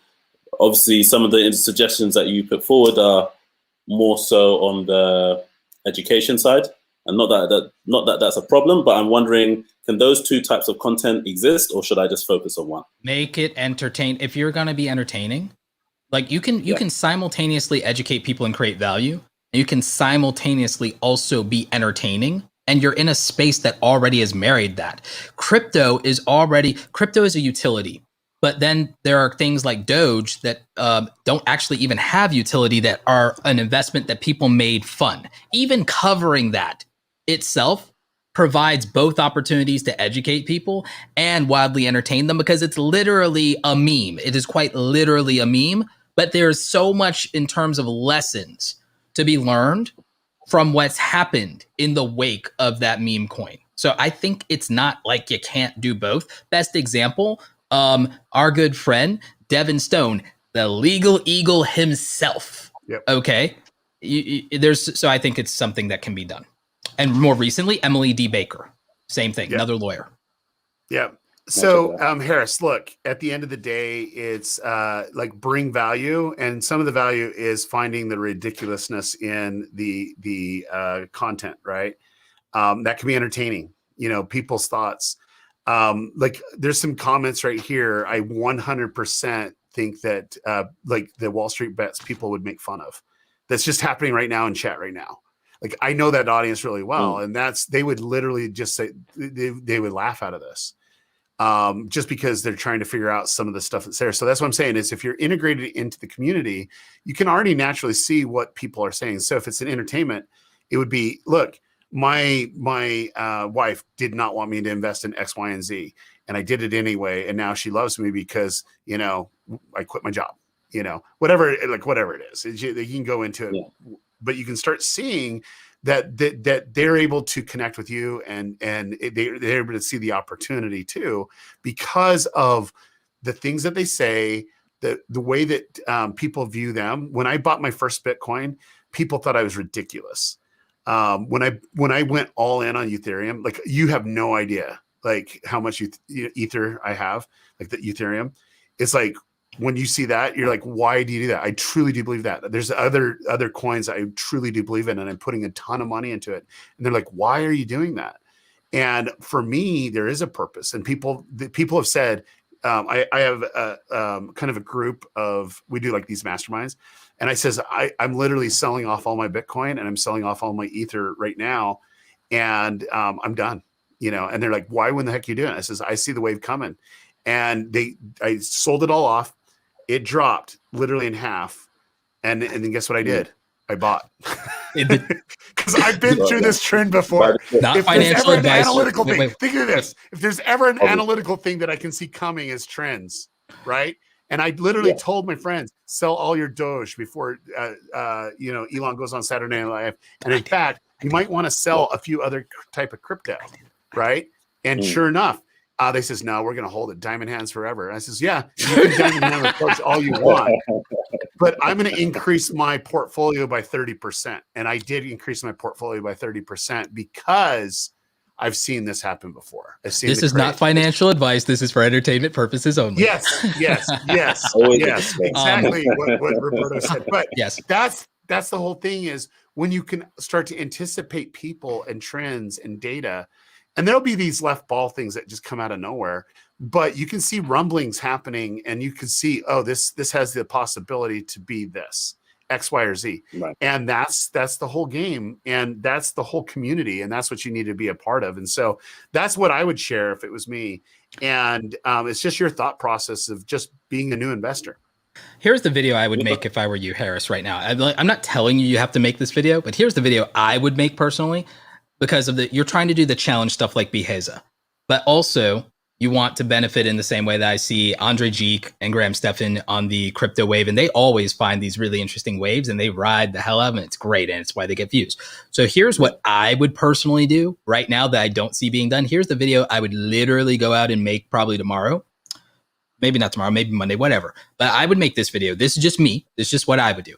I would go and I would make the video going all in, or I would even title it all in on Shiba Inu coin, buying 100 million coins. And then I would make the video. For me, the thing is, I would make the video lead with the insanity of I'm doing it now. And I record I'm like, I just did it, MetaMask, whatever, just did it.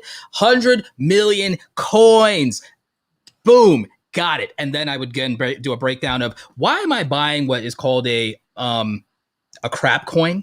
Meme stock. Like, why am I buying this meme coin, this crap, what people refer to as a crap coin? And I think we all know what I'm saying when I say that. Like, why am I doing this? Why am I buying a crap coin? And then I would just do okay, this sounds stupid and it's totally a gag. And then I would go into it's a bet. It's a bet. It cost me $1,000, and if I lose $1,000. But if I win, if they ape this to 10 cents, how much money did I make? So how stupid am I? And I would make it entertaining. I would just make it entertaining, and I would make it about, this is how a smart bet works. A smart bet works is, if you lose, here is the downside. But if you win, and how much do you have to win before it is an actual smart move? What's the risk versus reward factor here? And what's the likelihood of blah, blah, blah? And that's how it can be entertaining and education. And and all I have to do is make all of the right blood sacrifices to our crypto god Elon, and all will be well. And see how I turned it into a meme right there. Yeah. And I'm here to tell you too, is the news that happened within it. So like Roberto mentioned a specific crypto, right? Well, there's news around that crypto, especially when they donate it to people that have really public portfolios. And then what happens is when they donate it to people in need in India. Yeah. Just the complete opposite of what they wanted. It's like, it's up and down, and down. And here's the thing, it creates a story arc, because then here's the story arc. It's like, I'm down 50%. Should I sell? Like, it creates a storyline. You can literally manufacture a storyline out of the adventure of like, do I go to 200 million? Do I like? It's entertainment. It's like, it's WWE. It's entertainment. Yeah, no, this is a subject that we're really passionate about. And I think that you can see that the three of us are passionate about a niche, right? And there are people listening to it. It's like, oh, I didn't even know Daryl was into crypto. I've been in crypto for so long. I just don't talk about it with a lot of people. But it's like the key to this is you never know who your audience is, but you got to learn who they are. You never know who your audience is, but you need to learn who they are, because my consumption of my entertainment, like I was saying, like 100%, I can honestly say that I've made trades on, like, I bought Delta stock when I watched this, and Roberto's in Delta land, and if you go look at here in Georgia a year ago, what happened to Delta stock. I bought it because for me, I did a short on it, number one, on a couple airlines, but not on Delta. I didn't short Delta because they already went down quite dramatically. But I knew that was their bottom, because based off of this video and what was going on, I'm like, okay, that's great. Then I went and did a lot of Delta. I'm a Delta flyer. Our hub is Salt Lake City. I go from St. George to Salt Lake City all the time and then go out to the world. Roberto lives in the hub. And for me, any company that I spend more than $10,000 a year. That's my. Do you do the same thing? Yeah, that's literally the same. That's why I bought put a lot more money NVIDIA. I put a lot more money into it because of that video. But it just made sense to me. And I'm like, okay, this is where I'm at. Tom Nash made me so much money. Yeah. During the So this is my thing. Know who your audience. You got to know where they're at, and you got to know how to speak to them, because this shocks a lot of people right now. I'm getting texts right now. It's like, dude, you never told me you're into crypto. We can talk all the time. Well, I don't have time to talk to everyone about it. Yeah. But I did start a YouTube channel on it. But that you got to understand that people and who they are. There's signs, there's telltale signs, and there's people that are just coming in because they hear it, they see it on Twitter, they see it on Reddit, and they're like, okay, I'm curious. You know, these people have lives and they're making decisions of those lives. That's what you need to understand to be a good content creator, because then you can speak to them on a deeper level. You can use the slang, you can use the memes, you can use all that other stuff. And then maybe it's the people that are coming on that have no ideas. What is Diamond Hands? That would be a great video for a newbie, right? What does hold mean? HODL. What does that mean? Yeah, like people exactly. say that. They don't, you go look on the trends. What does paper hands mean? That is paper hands. You go type that in. You can see the trends of where people are typing that in. What is paper hands? Oh my gosh, this is what I love. The content writes itself. It does. But Harris, thank you so much for joining us. Hopefully you learned a lot. Appreciate it. Come back and give us a good report when that happens. Okay, man? Okay. Bye now. But I think, Roberto, I think people were surprised of how geeky we get into, because it's like, at the end of the day, it's about people, and people are views, and those views mean something, and they come onto YouTube for a certain thing. And I had a really, really big consult of someone that wanted a short form strategy, and they're like, hey, we want to put it on our main channel. And I'm like, do not put it on your main channel, because until the moment that YouTube puts a button that says, put this in only the short shelf, okay, they can only discover it that way, don't do it, because it's a different expectation. And I explained why. And now Legal Eagle paid me money. He's a client of mine. And I told him the complete opposite. And it just, you got to know your viewer well enough to do it. This one person, it just didn't make any sense. And they were That's asking why I'm not going to do it on my main channel. Yeah. And I told them why. I says, because people come to the short shelf for a different viewing experience than what your current content is. And when it's the same thing, then you can do it, right? And so you can leverage that way. And until YouTube can segregate that traffic that it doesn't impact, then I'll always do it, 9 times out of 10 the other way. But hopefully YouTube will be able to just, how it's not made for kids. I want another button that's made for shorts. Exactly. That's all I want. That's it. I'm with you. I'm with you 1,000%. I want that. And I also want the churn data. And that's all I really want. I have everything else. I've been using YouTube Shorts, but notice that the audience that you're attracting are not my target audience for content for women. I'm getting men. Yes. Should I stop creating shorts? No, maybe I'd put it on a different channel because it can disrupt your current audience. And I don't think people realize the impact of what it can happen to the AI. I do. And YouTube looks at it as a different traffic source, but when you go back in and you look at your new shorts are going on to browse feature, they're going on suggestion, they're going in search, and they're going on shorts. Like until it can only go to one traffic source, there's no way I'd trust it because it disrupts everything else. And think about it from the viewer's perspective that if you've been doing 2 videos a week, consistency long form, and now they're seeing this other supplemental content that's coming on browse feature, they're like, what's going on? And I can guarantee you, if you have an active audience, they're like, what are you doing? Why are you doing this? This doesn't make any sense. These videos don't connect. I'd be very cautious for that. I'm known for my long form content. I tried it. I've experimented it with on other channels. I've had clients that had success with it. And there's somebody in the education space that has success with it, but their channel is not the same as mine. Their audience is very different. And I was like, I've been digging into the data. I've seen it on so many of my clients' stuff. And I was like, okay, there's channels it works for and channels it doesn't. And I identified that my instinct is, and I'm trusting my instincts and the data that I have to say, my channel is not suited to YouTube Shorts for whatever, as in its current form. There will come a time where that may be different, but I'm like, okay, we're not going to do that. I'm going to use a different channel to try Shorts content to see what happens. And I won't even promote it. And I will see what the algorithm does purely with it, but we're not doing it on my main channel. Yeah, and I think the big thing too is things change and evolve when YouTube offers new features, and this will answer this question about a bilingual channel. Both Roberto and I speak multiple languages. I speak English, Spanish, and Guarani, a little bit of Portuguese, and then for those that don't know, Roberto speaks Spanish too. Roberto. Yep.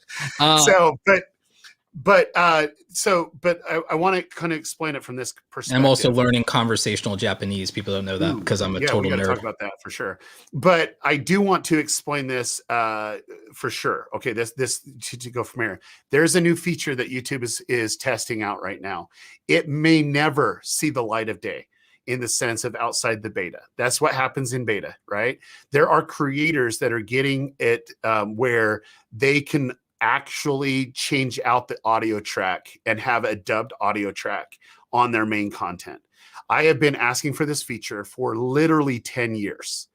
And until the day that you can do that, I would always have 2 separate channels.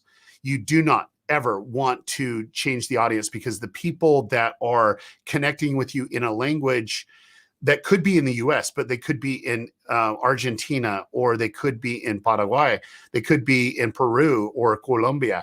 Like Brazil. You could hit them, like Brazil, but that'd be another one because they speak Portuguese there, yes. Right? But it's like you don't want to make it an English only channel. Like you don't want to just do that there. If you're doing it, connect with the people that are speaking the language, and then also the culture of those people are different. The culture of the people in those areas are different. You got to see where your audience is. But I can tell you right now, if I was ever to create a channel, it would be Brazil. That's one of the fastest growing audiences. Brazil and then and Hindi, I believe, are the 2 largest language adoption. And then the thing is the internet adoption rate. Oh my God. That's a whole nother thing in terms of the market cap of potential right now. Yeah. Yeah.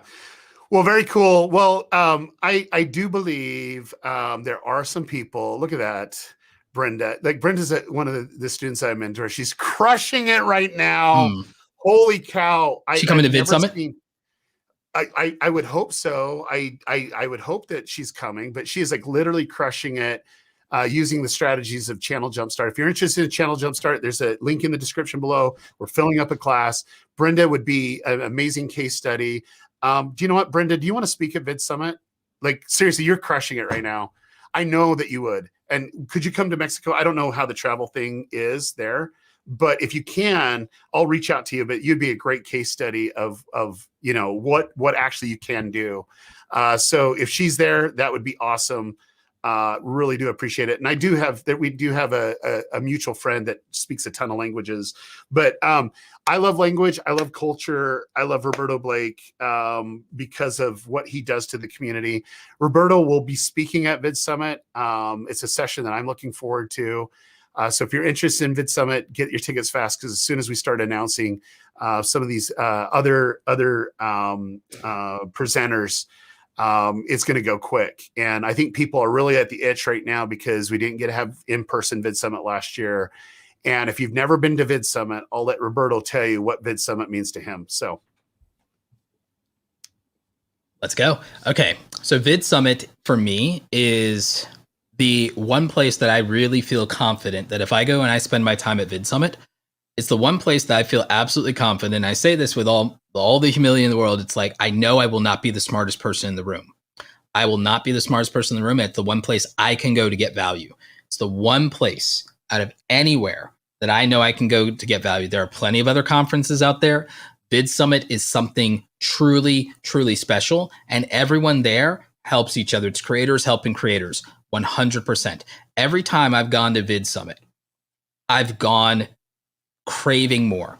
Every time I've had to leave Vid Summit, I'm on the verge of tears because I would just love to stay and bask in the glow of the community and also just absorb so much more of people's brains. And everyone there is ridiculously generous, whether they're speaking on stage or hanging out in a hallway.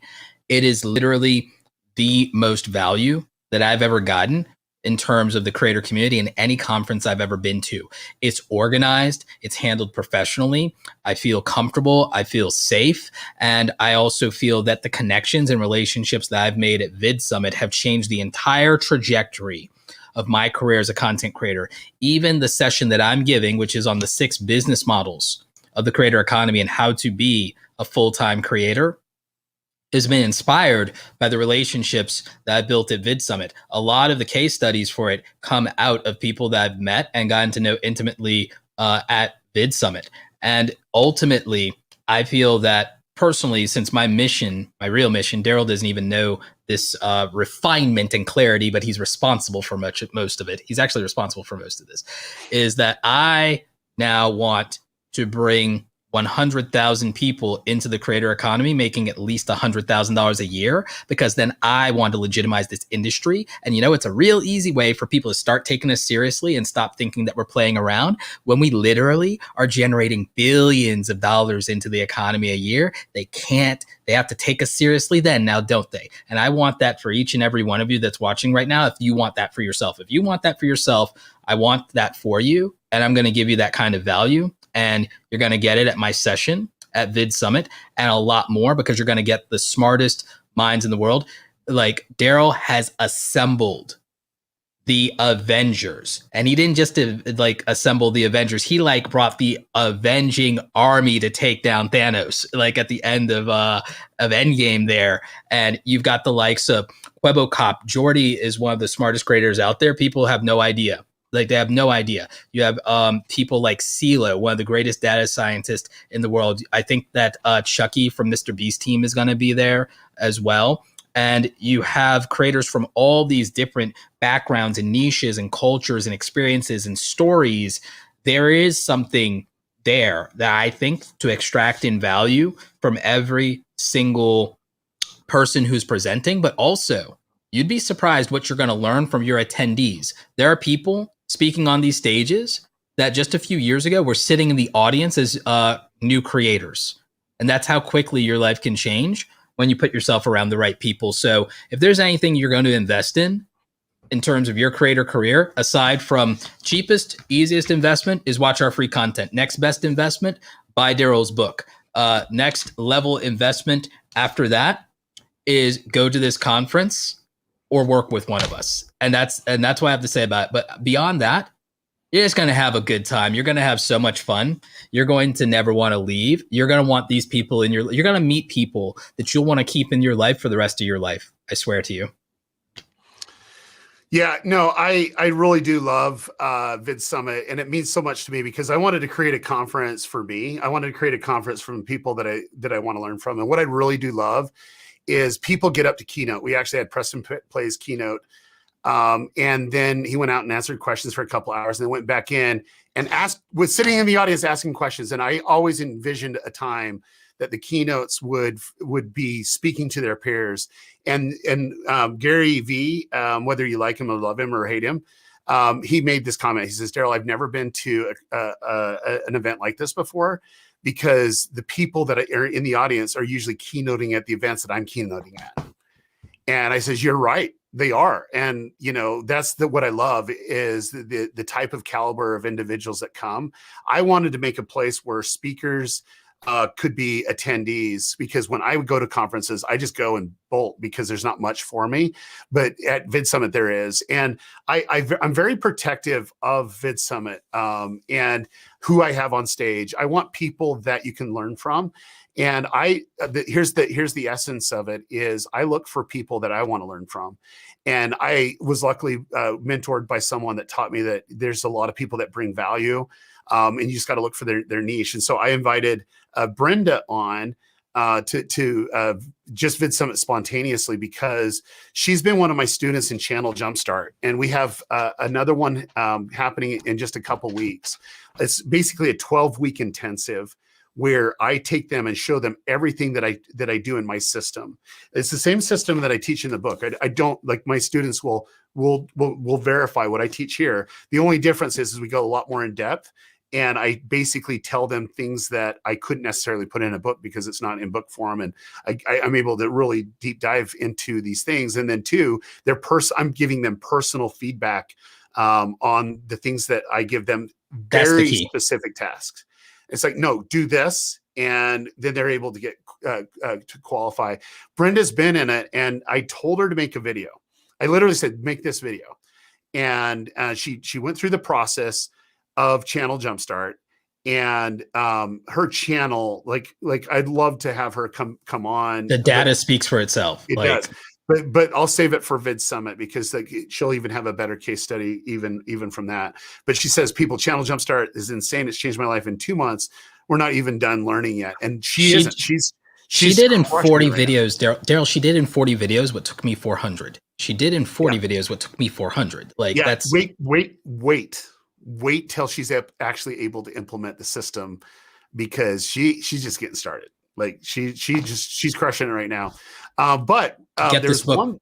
Get this book. Daryl gave away everything that's in his Channel Jumpstart, from what I understand, is in this book, except for he said there's personal advice and there's things that don't fit book format. But he's giving away when he says that this is the YouTube. By the way, guys, if I ever get to 1 million subscribers, it's going to be because of this and because of personal advice Daryl will give me offline is the only reason. Because it's like, I'm someone who, by the way, said the following. I'm just like all of you, except I'm not, because I'm a nerd, but like weeb, total, all of it. But here's the thing.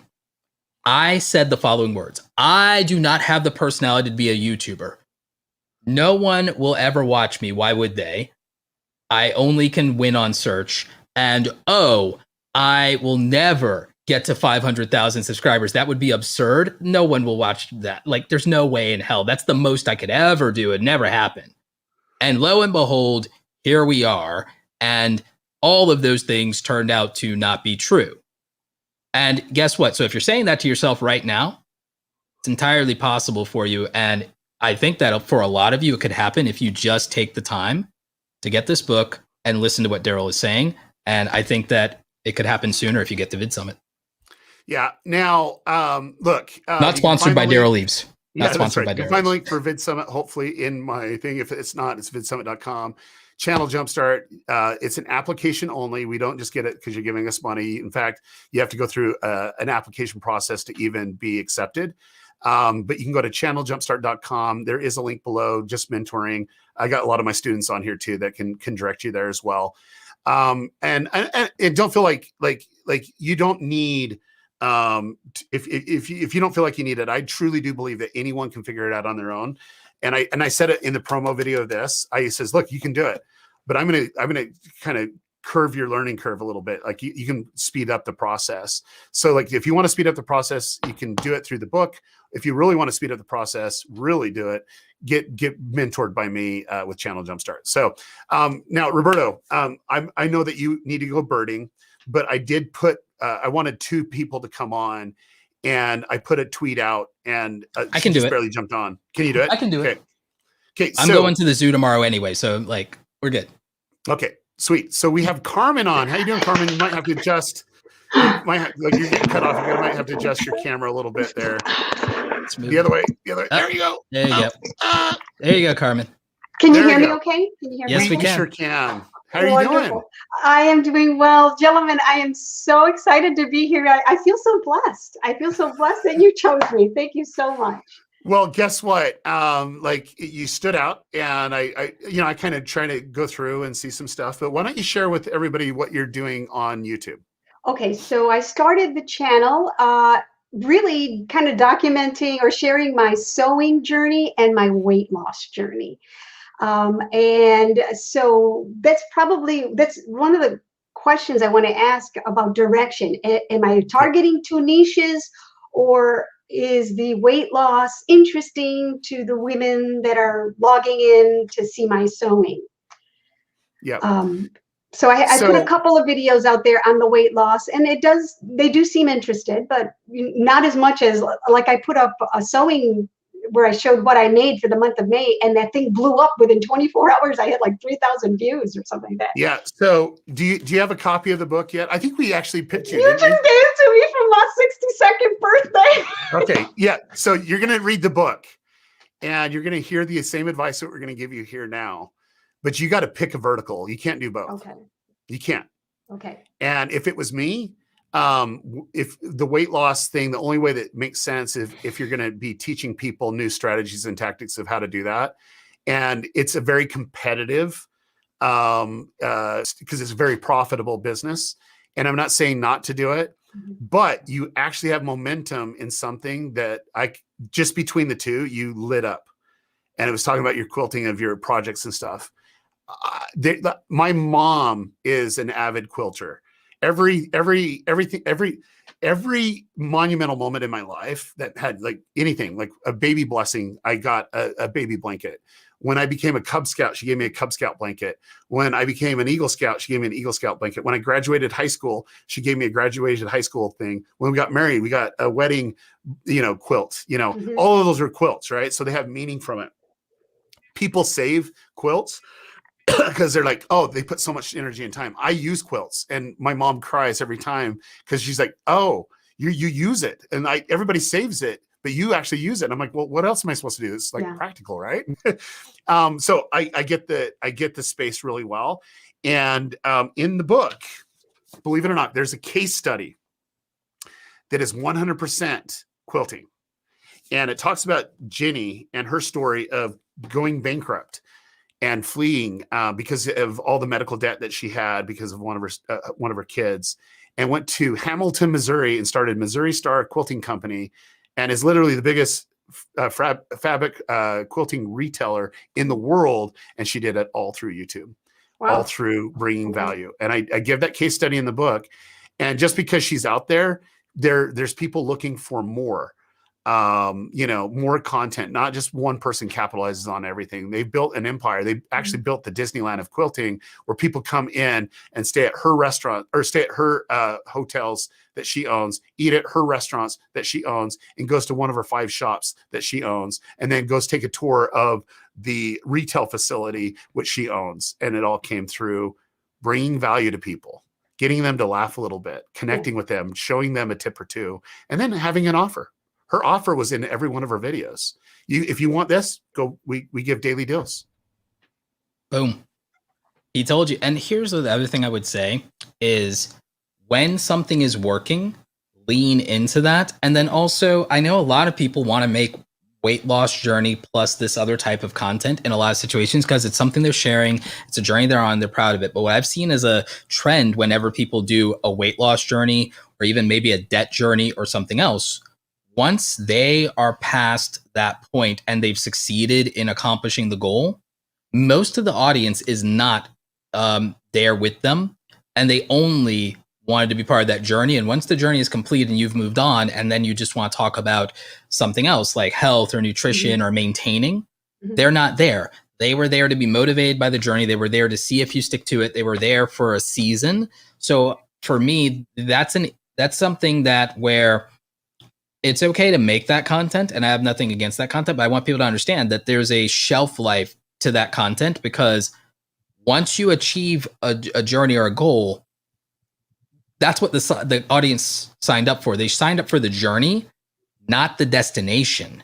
That's a finality to that makes it very hard to maintain an audience built off of the back of that. Now, what you're doing with quilting and sewing and all of those things, there's room to expand that because you're making things, you're crafting, and there are variants that build on top of that let you expand within that vertical. They're always talking about picking a vertical. Sometimes we call that staying in a lane. Me and Daryl like to call those content buckets. But the thing is, the narrow initial content bucket of sewing and quilting leads to other very closely related things that you get to explore and that you get to do. So I would say one of the most successful things I've ever seen people do, and I can tell you guys a small anecdote that might help you, is there was a creator that went to one of my sessions. I was speaking at a conference and I declared variety channels dead, which a lot of people don't love that I did that. Like, I declared variety content pretty much dead, and I explained my reasoning. There was a creator who took it seriously. That creator said to me that he had 2,000 subscribers. He came to me in 2019 and said, hey, when I went to your thing and you said that thing, I had 2,000 subscribers and I took everything you said seriously and I acted on it. I was like, oh, so where are you at now? You at 20,000? You at 50,000? Like, what happened? And then he's like, well, I'm at 120,000. And today that creator is about at 2 million since doing that in one of the most competitive, one of the most saturated, one of the most difficult to grow niches in YouTube. So I will tell you that the power of focus, power of clarity, the power of focusing on an audience, delivering for that audience, leaning into their culture and what they care about, that you also care about, and showing them you're as passionate about as they are, is so meaningful. Yeah. Yeah. Okay. Yeah, and then too, a lot of the advice that we were giving in the previous one, you got to do the same thing. So you're using words that only people that do quilts do. You know, it's just really going through the culture of quilting as well. But go ahead and ask your question, Carmen. Okay. Did I set my bar too high? Because it looks as if the videos that do well is when I reveal what I had made. It is hard to continue to keep sewing and creating and creating videos. So you mentioned earlier that there is someone that you knew that is very successful just posting one video a month. And let me clarify, because I know where you're going with this, and I think it'd be easier for everyone. Is doing hard videos that take time and revealing it. Don't try to overburden yourself. So if it's once a month, you do that once a month. What you can do though, that's just once a month you're going to have a project that's going to take the whole month, and you have the reveal, right? That's one video bucket. So that's your once a month, what we call spectacle, or over the top video, because that's what your hero video, your hero video that YouTube used for quite some time. But what you can do is have 3 other videos. One could be here's the cheapest deals on Amazon for quilting material. Okay. That's hub content. That's hub content right there, because it's only for people that are active in the hobby. Yeah. Okay. And that who's not looking for a deal, right? And then it's like five big mistakes that I made in quilting. You can make that video fairly easy too. And then you can come up with ideas, but that right there is a pattern of a content strategy that you're not doing the breaking your back videos every week, because you're going to burn out, unless you build a team and have somebody else do it for you. Yeah.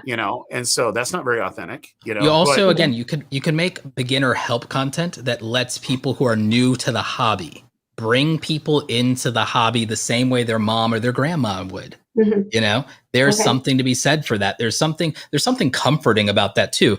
Very much like Robert Kenny, the guy who did the channel Dad, How Do I, where he's giving a lot of like dad and how to advice. Not every video of his blows up, but with yours, you could like, how do I do this, you know, in terms of a type of stitch, of stitch you could do, or the materials that you use, or, you know, 5 things you need to know getting started, the things that the easiest fabrics to work with. And that's a good one. See, the easiest fabrics to work with, that's a good one. And everything like that, what you need to buy, all of those things, those are things that would help somebody get started. That's a way to discover you. Then there's things where if someone's already in the hobby, then that's the content Daryl was talking about with the deals and the like this and the that for someone who's in the hobby. And then your project videos are then the hero content. They're about what you did and the results you got. And so that is what is the spectacle. So that's how I would think of a potential strategy for you. Daryl? Okay. Yeah, no, I think that don't get discouraged, and you don't need to delete that weight loss one, because like people could be connected to it, but I would do 100% focus in on the quilting world and figure out what your unique value is in the quilting world and provide that. You mentioned something, people love to see the reveal. Well, then that's great. You know that's great content. Well, what else would those people like to see? And I don't think you shot yourself in the foot. It's just more analyzing what are some of the other things that they're interested in. Those are the videos that I would focus in on, and don't try to do it like an overproduced thing. Just be, you know, real with it. I would like to see what you could actually. Here's a video idea, but I want to know what you can get for $100 at Michael's. Okay. That like what can you do with that? I'd watch that. Then the next video is like, you know, the thing that I made off of $100 from Michael's. Okay. Yeah. I'm telling you, I could blow your channel up in like literally 2 seconds. The other day, with 100 ideas. The other day, I bought $8 worth of fabric from Walmart, and I'm making an outfit. So there's my video. There's another one. What can you buy? What projects that you can do under $25? Yeah. Now I would do $8 because that's a trend. $25 is a trend on it, and you could get picked up on that. Like, and $25 is also reasonable, yeah. And less than $10. Here's what I made less than $10. Who in their right mind wouldn't click on it? $10. I made a dress for under $25. Like I could get my grandmother Margaret to watch that, because when she came to this country as an immigrant, she was a seamstress. Like I could get her. She doesn't even care about the internet, and I could get her to watch that video. Like. Yeah. This is gold, guys. You got to be in the right mind, because I can tell you most people that do crocheting and quilting are, and don't take this the wrong way, but it's just something that I observed. They're penny pitchers. They want to look for the project type things without spending money at it. My mom, she's like, she'll go to yard sales just to get like a 25-cent something so that she can do a quilt. Okay. And so keep that in mind. And so it's like, hey, quilting on a budget. Well, that's great. What type of content you do? You know, here's what I made for $10 at Walmart, you know. Now it's getting into the psychology effort, right? That's everything. That's everything. Psychology, the psychology of getting a click is literally, someone could do a whole presentation on that. Yeah. When is the conference? Probably one of the most relevant titles for me to do at Vid Summit. Because I was just going to ask I literally go through the psychology of getting people to click every freaking day of my life. See, I can write titles for other people, Daryl. I can't write my own titles. No, I would actually, you know, I would probably beef it up, but it's a good thing. There you go. Guys, this has been gold. You are our blessing, and I am looking forward to the book. I love The Chosen. My husband and I. Okay, now we got to talk Chosen here. We so love. No. So since you said it, since you brought it up, I got to ask you, how did you hear about it? I think it was one of these little Facebook ads that might have come in to my feed. What part of the world do you live in? In Florida, Southwest Florida. Okay. Yes, we do target Florida quite well. Okay, so the ad came in, and did you download the app, or where did you watch the show? Okay, so here's the interesting thing, and this was like last year. I downloaded the app on the iPad, and I never watched it. And it wasn't until I want to say 2 weeks ago, there was really nothing on television, and I said to my husband, "Hey, let's watch this." Well, we binged the first season. Biz Caught up- Jesus. We caught up with the second season, and we are on pins and needles waiting for the next episode. So Yeah, well, I won't say that we're flying to LA tomorrow, and I won't say that we're going to finish out episodes 6 and 7 and 8 fairly quickly. But I'm not going to say that at all. okay, But you're not That's where we're saying headed that. next. all right, don't say. But you're okay. not saying that. Yeah, I'm not saying that Dallas has already been on a plane and he's already there, but I'm not saying stuff like that. I don't say stuff like that The yet. production is awesome. It's beautiful. At first I was a little, I don't know about this, but then I don't know, something clicked, and it's just this wonderful perspective of each of those characters. You read the Bible and you know the story, but then what happened? What happened when the leopard went away? Yeah, I mean, well, what was that's the conversation? love. That's the thing is Dallas 100% writes the content, and he and we love dialogue television. Like my favorite show is Breaking Bad. I know that's the complete opposite. The Chosen is like the complete opposite, but it's like human decisions and the impact of human decisions. I love that. Consequences. The Chosen is the same way. It's human decisions of human decisions, the good, the bad, the ugly, and everything in between. Dallas is an amazing storyteller. Like I said, he's the #1 creator I've ever. He's like just a genius when it comes to that, and it's great. But the whole thing is, we made the show for people like us, that people love great quality productions, and gave it substance. And there's a whole series of things, but we just crossed 1 million subscribers on YouTube. We have 1.7 million followers on Facebook. We're growing at a rapid rate. The show's been seen, let's see how many times. I think it's like just in the app itself, I think we're approaching 200 million. And then we're on Peacock. It's the #1 show on Peacock right now. And we're hitting all these distribution outlets as well. See, and that's the thing I want. I want to watch it. I want to watch this. I want to watch I want to watch everything in the negotiations and the business, and I want to know everything about the licensing deals. I want to know how the crew edits. I want to know what camera. I want to know if y'all are shooting on Arri Alexa. I want to know what color grade y'all use. I like to know it's things. There. Just start watching our YouTube channel. Like you're going to get a lot more of that content too. But anyways, I had to ask those questions because, believe it or not, when we first looked at the audience that we were looking to develop, it's in the book. Okay. It's a chapter in the book, and we will literally go through every little thing of what we thought about and so on.